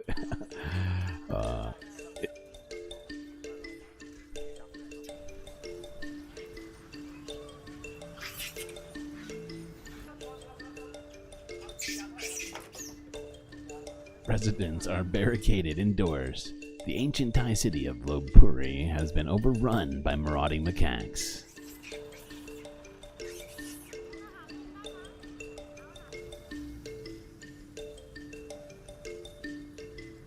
Oh, I keep not reading. I have this soft toy crocodile in front of my shop to scare them away. And I've got a tiger's head as well.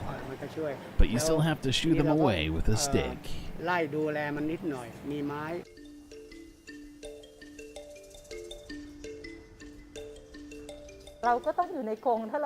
have to live in a cage. It would be difficult to live without it because the monkeys would get in all the time. Lopburi monkeys have been long a draw for tourists, which would frequently feed them fruit such as bananas.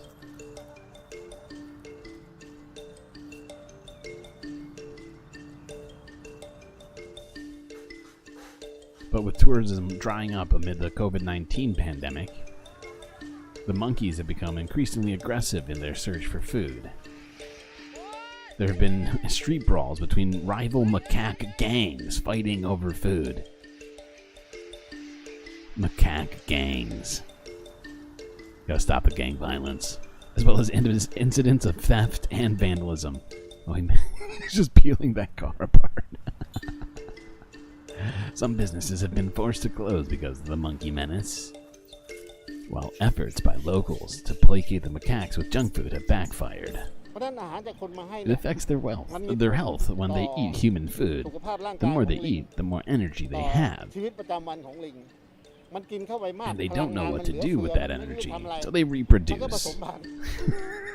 So basically, they're feeding monkeys human foods, and they're banging. They're just banging hard. They got nothing else to do, and they're just making more monkeys. More monkeys.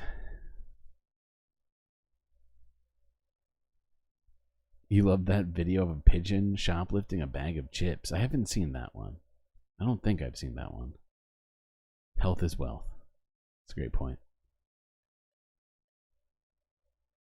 Okay, moving on.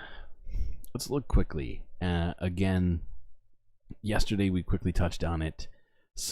A bunch more footage has appeared in relation to this earthquake in Taiwan. So let's watch a few videos relating to that. This first one is from Guardian News.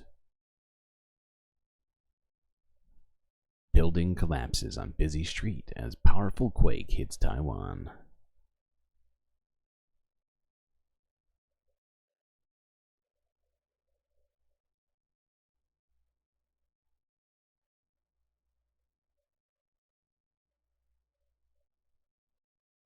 Oh, dang.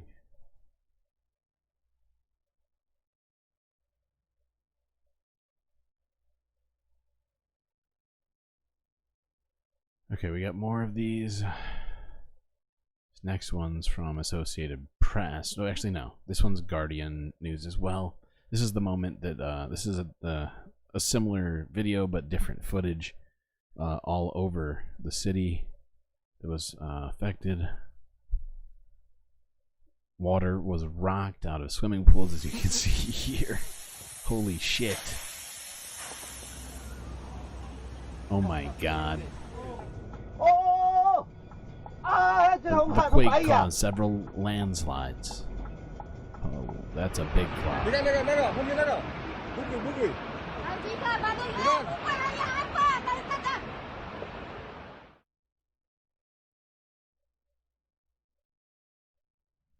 Dash cam footage, the moment that oh, what just happened? Just switched over by accident. Oh, my bad. Anyway, just wanted to take a look at some of that. That devastation was pretty serious. So far, doesn't sound like there were a great number of casualties, but they are still going through the building, so it's really a tentative situation. This next video is showing some of the operations of them starting to try and get into the buildings and to help, what's the word? Like, just deal with this collapsed building somehow, which is literally just lying on its side in the middle of a city.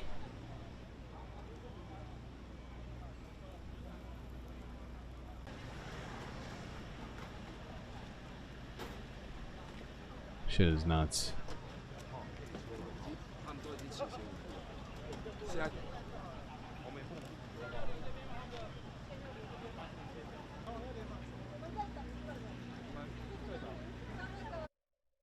Okay.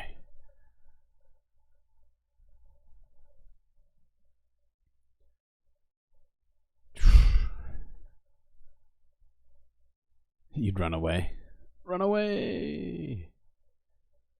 It's a strategy. It's a strategy. Okay. This is from 22 hours ago, where North Korea has said that it tested new missile. I hate the way that they they phrase some of these. It makes it impossible to read them out loud sometimes. But yeah, North Korea says it tested new missiles with hypersonic warheads.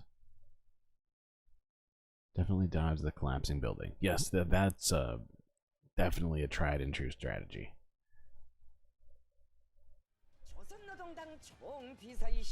Outskirts of Pyongyang, North Korea. Kim Jong-un, or Kim Jong-il. Is it Kim Jong-un or Kim Jong-il? Oh, I can't even remember which one it is. Maybe they should stop with the Kim Jong. It throws me off. Kim Jong-un. Thank you, Google. 전투부를 장착한 새 형의 중장거리 고추 높은 신심과 전투적 열광으로 세차게 끌어본지고 있었습니다.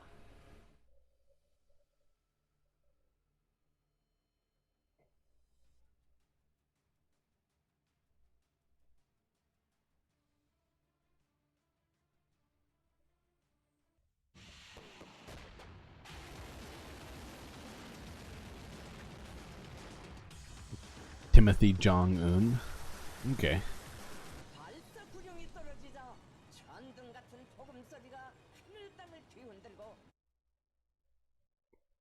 Okay.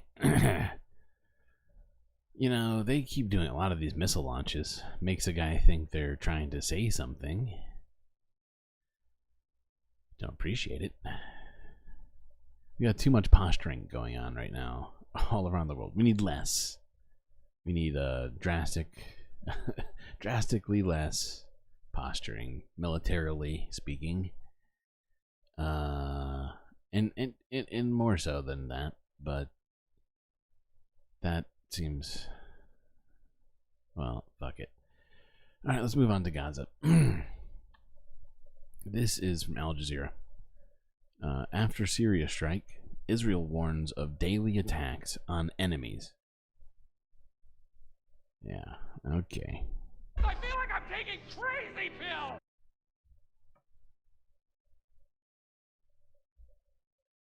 Iran's supreme leader has released a statement expressing his condolences. He also says, quote, the vicious Zionist regime will be punished at the hands of Iran's brave men, and it will be made to regret for committing these crimes. Meanwhile, Israel's Defense Minister Yoav Gallant is warning against any retaliatory attacks. Every day we gain further evidence that we find ourselves in a multi-front war that is both offensive and defensive. We see evidence of this every day, including over the last few days. The only defending they're doing is from retaliatory attacks, okay? From what I can tell, historically speaking and chronologically speaking, they've been doing all the attacking. And people have been kind of like throwing rocks back, maybe a missile or two, but mostly rockets. Actually, have there been any actual missiles fired? I think it's all been rockets, which are different, completely different. But no, yeah, I mean, I guess they maybe tried to defend themselves like once so far, maybe twice. Everywhere, every day, in order to prevent our enemies from gaining strength and in order to make it clear to anyone who acts against us all over the Middle East that the price for action against Israel will be a heavy one. Aren't I a good guy? Joins us live now from the Iranian capital, Tehran. There are a lot of speculation about how Iran is likely to respond to this, Dorsa. Yes, we've been hearing from a number of high-ranking officials, as well as the Supreme Leader, who issued that statement. And I think it's noteworthy to point out that he said that the revenge will be sought by the hands of Iranian men, brave Iranian men. So we are expecting some kind of a response by Iran itself, and most likely not by its proxies in the region. What is important to highlight is that the general consensus here is that Iran has to respond quite quickly and quite forcefully. Otherwise, it will look extremely weak, not only internally, but also to the proxies that it supports in the region. Fucking hell. Israel just keeps saying that they're gonna basically just go after everybody, and it's making me lose my fucking mind. We keep funding it, too. It's like, with no end in sight, seemingly. I haven't heard anybody in the State Department make one even close to a claim that we're going to slow down military aid, let alone stop it. No talk of boycotting, or, well, of course the government would talk about, but like no sanctions, of course no divestiture or anything like that. They can't even manage to really assess the situation in what do you call it? It's the wrong word. An unbiased sort of way. It's not really what I wanted, but no, it's basically true and correct. Just not the word I wanted. That was a different word I want. Wait. Bad lefty. You have Jessica Fletcher. 100%. There's a Jessica right here. She's looking at you. She's looking at you, pal. Hi, I'm Jessica Fletcher.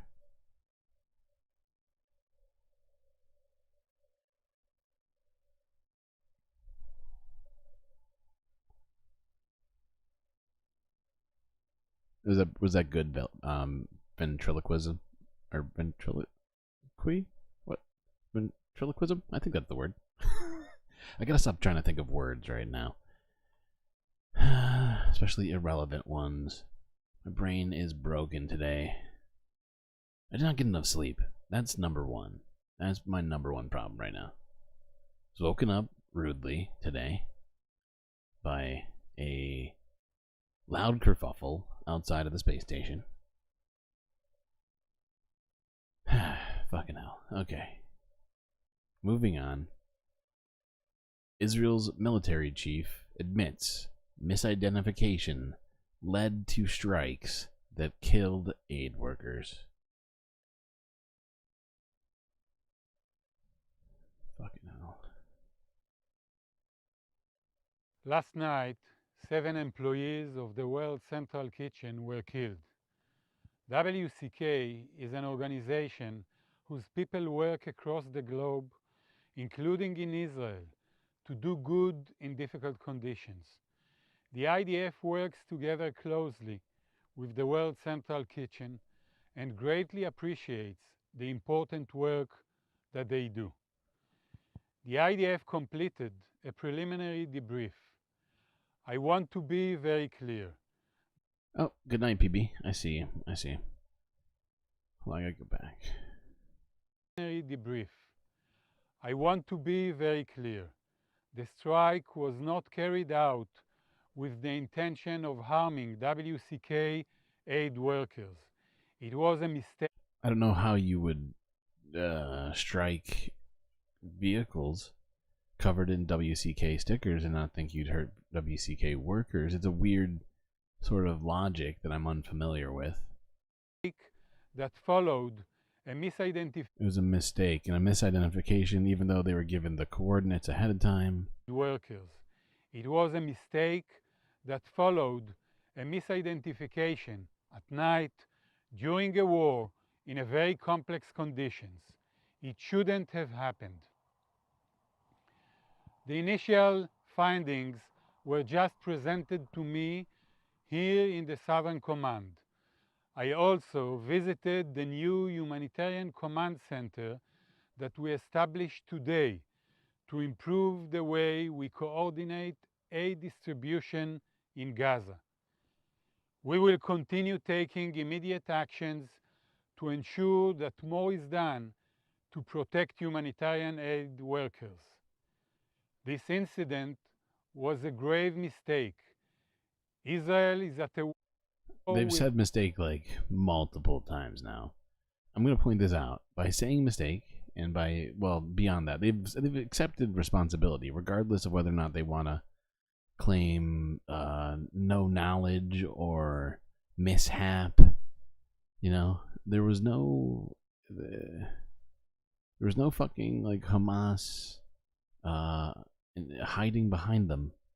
You know, it was just it was just the aid convoy, and it just got blown to smithereens, even though there was clear and apparent evidence that the WCK alerted the IDF to their coordinates and their intentions to move from one place to another, and Israel disregarded that, or regarded that as a green light to light up an aid organization, apparently.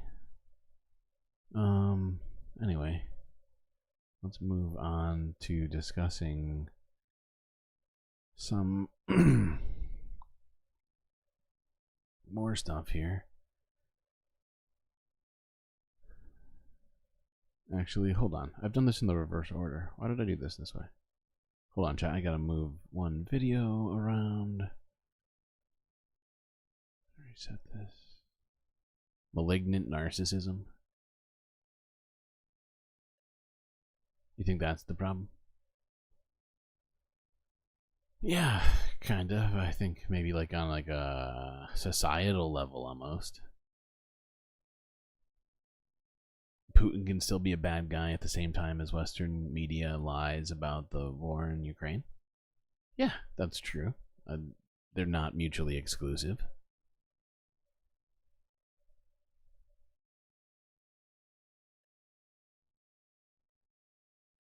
I mean, the facts are the facts. Russia invaded Ukraine, right? It started in 2014. 2015. 2014? It was one of those years. You know, those are the facts. And they've been doing it for the last 10. Just slowly creeping, pushing the boundary forward.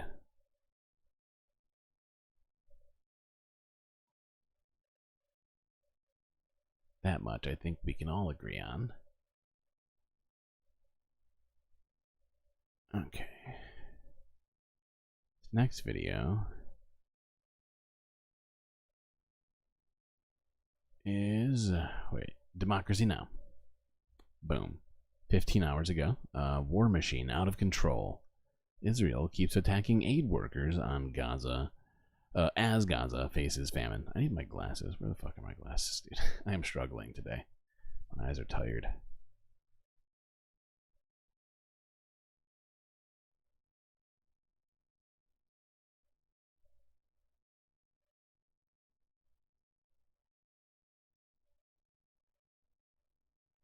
Hold on. Hold on. What's happening?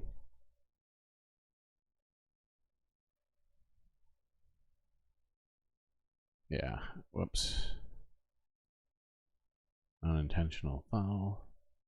Play this one, please. Thank you. Okay. Go, web, go. Oh, we can't hear Amy now. What's happening? Goodman with Juan Gonzalez. Israel's facing global condemnation over the killing of 7 aid workers from World Central Kitchen who'd brought food into Gaza by ship to feed starving Palestinians. The aid workers were killed when an Israeli drone fired 3 missiles at the group's clearly marked convoy, even though the charity had coordinated the convoy's route with the Israeli military. At the United Nations, Secretary General Antonio Guterres condemned the Israeli attack. The devastating Israeli airstrikes that killed World Central Kitchen personnel yesterday bring the number of aid workers killed in this conflict to 196. Wow. Including more than 175 members of our own UN staff. That is nuts. Nearly 200 aid workers. It is unrivaled. This is unconscionable, but it is an inevitable result of the way the war is being conducted. The killed aid workers included 3 British nationals, an Australian, a Polish national, an American-Canadian. Just gonna pause it here for a second so that you can all take a moment and look at these people. They all appear to be between 25 and 60 years old. Mostly, in fact, mostly they're between 25 and 40. Dual citizen and a Palestinian. In a video address, Prime Minister Benjamin Netanyahu confirmed Israel attacked the convoy. Unfortunately, in the last day there was a tragic case of our forces unintentionally hitting innocent people in the Gaza Strip. This happens in wartime. We are thoroughly looking into it, are in contact with the foreign governments of those killed, and will do everything to ensure it does not happen again. This happens in wartime. Meanwhile, President Biden said he was, quote, outraged and heartbroken over the deaths. But at a White House press briefing, National Security Council spokesperson... You can't be that outraged if you're just sending military aid unchecked to do these things. Now, I heard that bomb was specifically from the UK, but they had a choice. They could have used a US bomb. You know, it doesn't matter. We're one of the people arming them. And if we stop doing it, everybody would be like, wait, what are we doing? Why are we giving them aid? I think that's just a fact. I think, in fact, most of the countries that are still giving them aid have been taking a note from the U.S., if not just letting the U.S. lead the entire situation. If you think about Canada and the UK, some of the other places, I think Germany is involved in there. France, anyway. John Kirby refused to say if Israel had broken international law. Is firing a missile at people delivering food and killing them. not a violation of international humanitarian law? Well, Israelis have already admitted that this was a mistake that they made. They're doing an investigation. They'll get to the bottom of this. Let's not get ahead of that. I remember we already made fun of him for this, but it's hard not to. Like, just let Israel investigate themselves. And when people investigate themselves, it always comes to the correct conclusion. I've done a lot of investigations of myself. I've never done anything wrong. Just kidding. I actually happen to be a little bit more self-aware than that. I may have fucked up a couple of times in life. The department has a process in place. And to date, as you and I are speaking, they have not found any incidents where the Israelis have Thankfully, I've never genocide fucked up. violated international humanitarian law. On Tuesday, Chef Jose Andres' World Central Kitchen and at least 2 other groups said they would pause operations in Gaza after the attack. Meanwhile, HuffPost reports a group of U.S. officials at USAID have privately warned the Biden administration the spread of hunger and malnutrition in Gaza is unprecedented in modern history and that parts of Gaza are already experiencing famine. For more, we go to Jan Egeland, Secretary General of the Norwegian Refugee Council, speaking to us from Oslo, Norway. Jan, thanks for joining us again. Can you start off by responding to the Israeli airstrike on the 3-car convoy that killed 7 international aid workers? It was horrific. And remember, this was targeted. It was repeated. Did he say it's too soon? I didn't even hear him say that. Did he say it's too soon to politicize it? What a chump. Attacks. First one car, then the next car, then the third car, and a couple of the cars were targeted several times. It's not likely that the Israelis wanted to kill the colleagues from World Central Kitchen. World Central Kitchen had worked closely with the Israeli forces to get out support to Palestinians in northern Gaza. But they surely hit cars that they did not know what was inside. And that's the story of this war. So when the State Department is saying we cannot see any violations of humanitarian law, they haven't. I honestly think this guy's like really trying to, what's the word? Choose his words carefully, if you will, in this situation, as he's part of the he's a secretary general of an important council, but I think he's parsing his words too much in this case and attempting to stick to the Israeli story a little too much. I think it's hard to suggest that they didn't know. You know? Read the humanitarian. And the fact is, you have a ton of Israelis out there that don't want Gazans to have aid. What's to say that an IDF soldier wants Gazans to have aid any more than an average citizen of Israel? Seems like it would be the more likely the case that they would prefer them to have less aid than not. Law, because there has to be precaution. There has to be distinction between military and civilians, and there has to be proportionality. And after thousands of dead children, thousands of dead women, all completely innocent of the 7th of October, hundreds of doctors, hundreds of nurses, hundreds of teachers, and 200 humanitarian. Hold on, I'm just gonna move this forward slightly.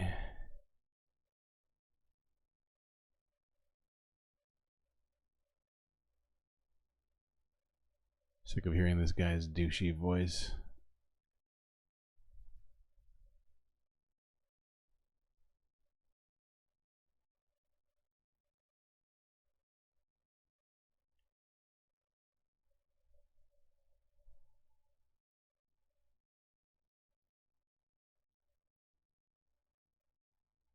Ah, fuck it. I'll withstand it. I'm going to listen to it slightly longer. Wait, what's going on? Why is my computer being a dick to me right now? Don't do this. Don't be like this.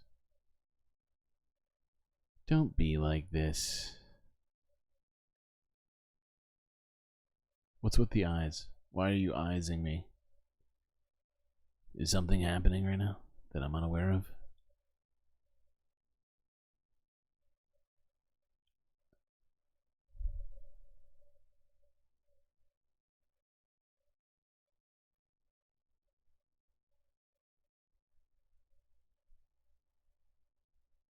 Why is this doing this? It won't let me switch to the one I want. It won't let me switch to the one with Jessica Fletcher on it. This is rude. Why does this happen? I might need to switch softwares at some point. I've been using this one forever, feels like, but it is not doing a very good job right now. You're just using them to look at stuff? Okay. Okay.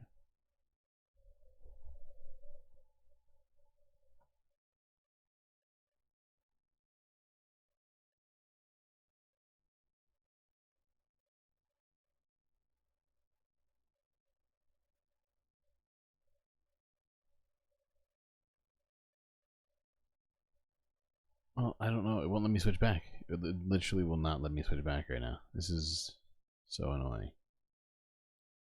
Well, chat, I don't know what to do. This has happened like 2 days in a row.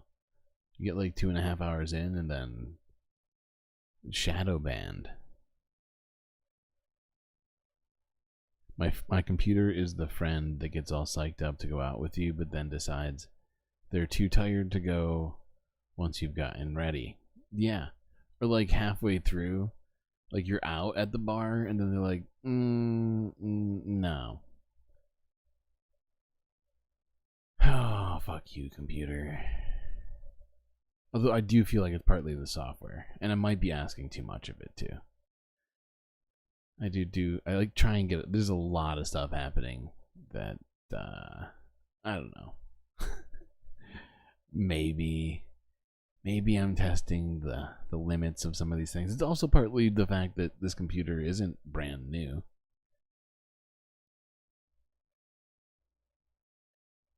God damn it. Be better. Okay, well, I guess we're gonna have to finish this off with me without Jessica Fletcher and or Bacula and or Cisco, because that scene is just completely blocked off right now. Let's just move forward.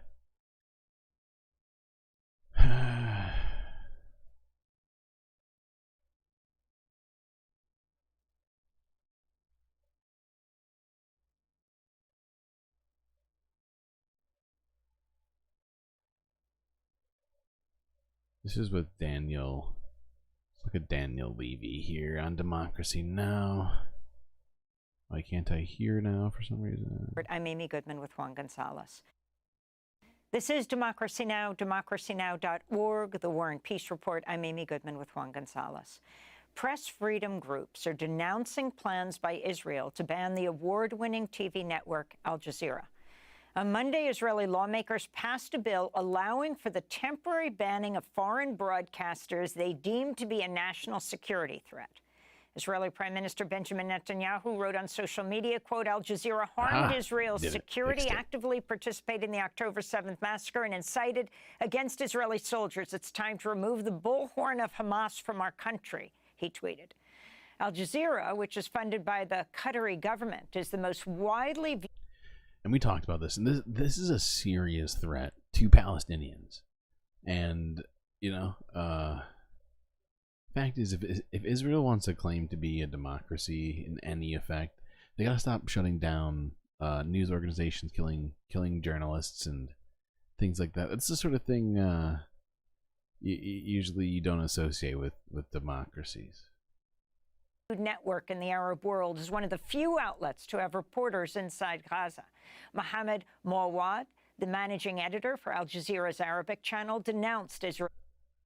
I'm so tired. I'm like forgetting like obvious things. Like if they want to be a democracy, they should probably let Palestinians have a vote, or end the apartheid and let them form their own government. Pick one. Move to ban the network.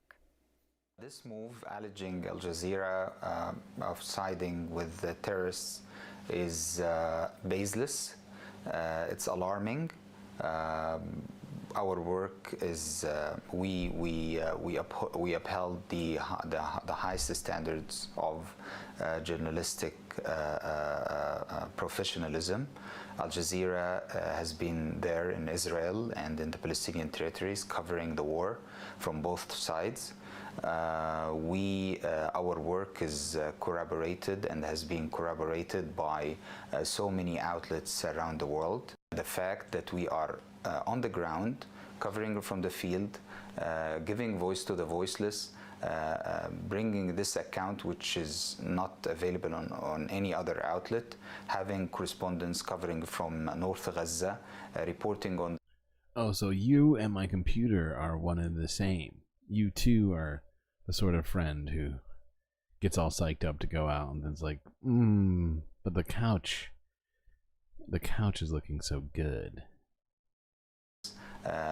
Bringing this account which is not available on any other outlet, having correspondence covering from North Gaza, reporting on the starvation there is very important, and I think the Israeli government is feeling pressure by our coverage. But what we are doing is try to give voice to the voiceless and try and make sure that the suffering of civilians on the ground is heard by the entire world. That was Mohammed Mawad, the managing editor for Al Jazeera's Arabic channel. For more, we go to London. We're joined by Daniel Levy, president of the U.S. Middle East Project, former Israeli peace negotiator under Prime Ministers Ehud Barak and Yitzhak Rabin. Thanks so much for joining us again, Daniel. Start off by responding to what this means and what Netanyahu is threatening. Netanyahu has passed a law. It's now law in Israel that Al Jazeera cannot broadcast. How that is implemented, is equipment taken, are people arrested, are vendors who work with Al Jazeera unable to do so. That has not played out yet, Amy. That applies to Israel-occupied East Jerusalem-occupied West Bank. Gaza, which is a war zone, the Al Jazeera work was not in any way dealing with Israeli vendors or the Israeli system, of course. And we're seeing at this stage still Al Jazeera reports coming out of both spaces. But Netanyahu has passed this law. It's important to note that not a single Zionist member of the Knesset voted against the law. If we remember, before October 7th, there were these big protests, save Israeli democracy from Netanyahu. Well, none of the opposition parties that are Zionist chose to oppose this law, which the Association for Civil Rights in Israel has called political, not security related, and a dangerous challenge to freedom of the press and freedom of expression. The two parties representing Palestinian Arab citizens of Israel did vote against in that parliamentary vote. And Daniel Levy, what evidence is there, if any, that, as the government says, that Al Jazeera actively participated in the October 7th attack? Well, there is none whatsoever. Israel has not presented any evidence. It hasn't really intended to do so. What are we talking about? Wait, what law are we talking about? Oh, yeah, no, get some sleep, AC. Absolutely. Sleep well. Sure, there's plenty more driving you're going to have to do today. On here. Prime Minister Netanyahu, in part, is playing to a domestic political audience. He has set Qatar, he has set Al Jazeera up to be a figure of hate. Israelis are not being shown in their own media, a whole different world of problems, the level of censorship and self-censorship inside the Israeli media. So this is red meat to his own base, to the domestic politics, in a situation in which the war is not going particularly well for Israel. He's looking for distractions. I think other things that are going on here is, of course, that he doesn't want these images and this message to come out. We saw Absolutely. That in May 2021, Israel bombed the media tower in Gaza, Mhm. the Al Jallah Tower, where Al Jazeera and AP and others had their offices. We remember just I remember when 2 that years happened. ago, Shireen Abu Akleh was killed by the Israeli forces. We know that approximately 100 journalists, the family of the major Al Jazeera correspondent, Wal Daghdouh himself injured, his family killed. So these people have been killed. And I think another piece of this is Netanyahu going not just against Al Jazeera, but trying to push back. And it's part of his effort against Qatar. The Israelis run an aggressive campaign against Qatar in the US and elsewhere. Qatar is mediating these talks. They've met with members of the families of the hostages. They are involved with the head of the CIA and with the head of the Israeli Mossad. But Netanyahu has systematically and frequently tried to undercut and undermine these negotiations. And this is another example of him doing so. And how can he get away with this? It's the same as the story of World Central Kitchen. It's the same as how come this has created the worst hunger crisis anywhere in the world, according to the UN Secretary General.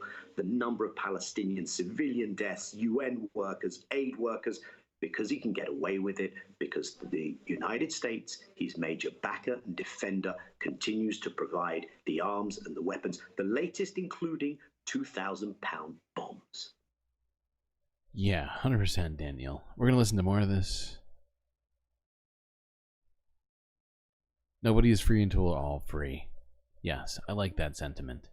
Nobody is free until we're all free.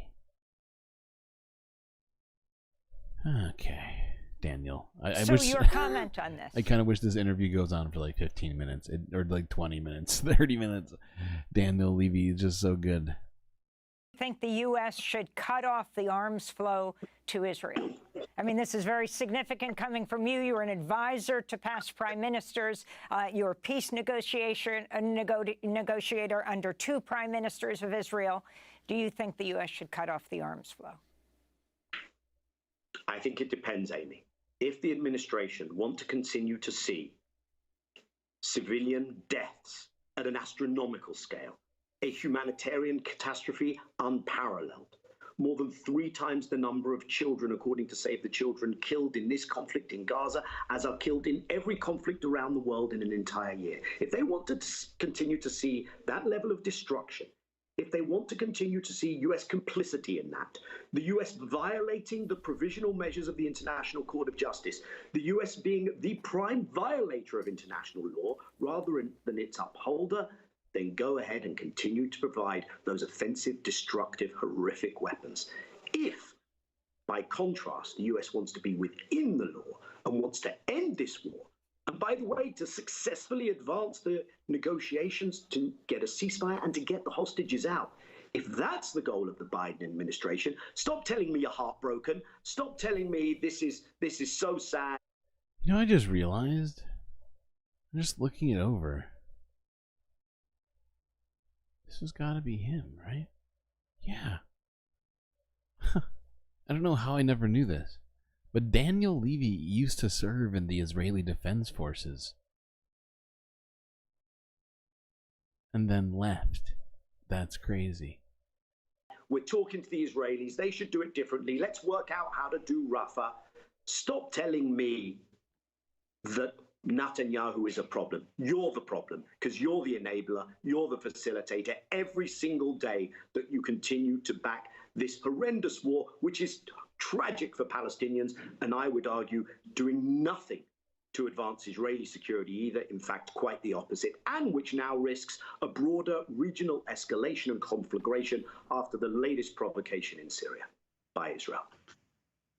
And Daniel Levy, I wanted to ask you about that. We have only about a minute, but this latest provocation that you talked about, the attack in Syria, do you sense that Netanyahu, given the deep unpopularity that he has and the massive protests against him, is even willing to escalate this conflict more to be able to maintain his power? It's a crucial question, and I don't see how we can't take that very seriously. We have to take that seriously. He's bombed a diplomatic compound. He's done something which was clearly escalatory and a new level of provocation. Will Iran, Hezbollah, maintain the kind of strategic patience that they've shown? Will there be pressure on this? There's clearly not pressure to save Palestinian civilians, but is this where there might be pressure? I think we have to take very seriously that Prime Minister Netanyahu needs this war to continue and is willing and has already gone to extreme lengths to do so. There is a protest movement in Israel, not unfortunately against the war, but to prioritize getting a deal for hostage release. We need everyone to lean into that, which requires real leverage and a real cost for Israel for continuing on this devastating path. Okay. What do we got left? Oh, we have a very serious story to end on here. This is involving some of the difficulties in space station management. Let's take a look at this video.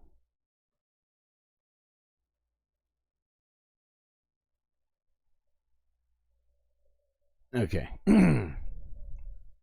Well, my computer's having severe problems at this point. So this is happening.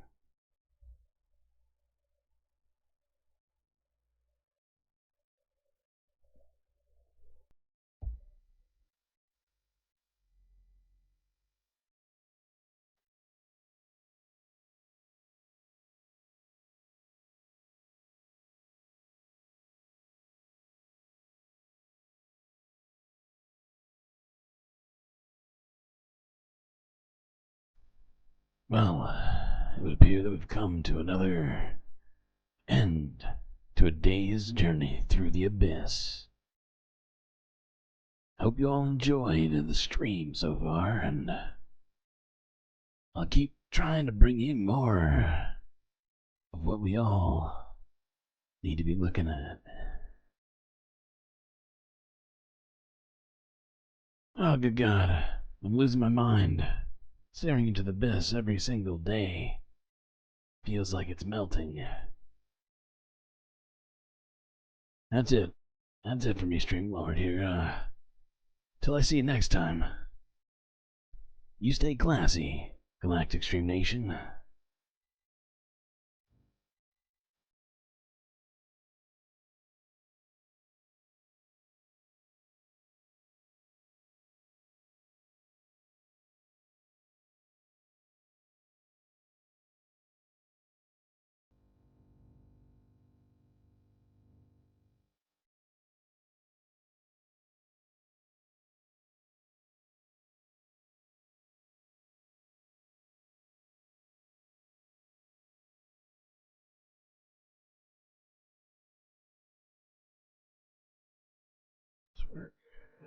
Okay.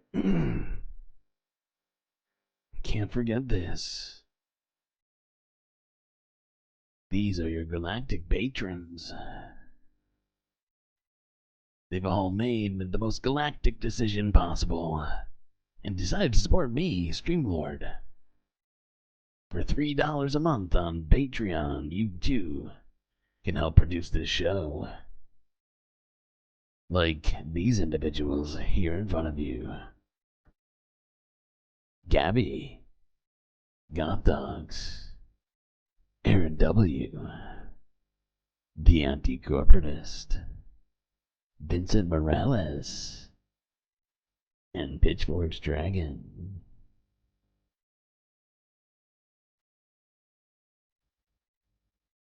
Remember those names.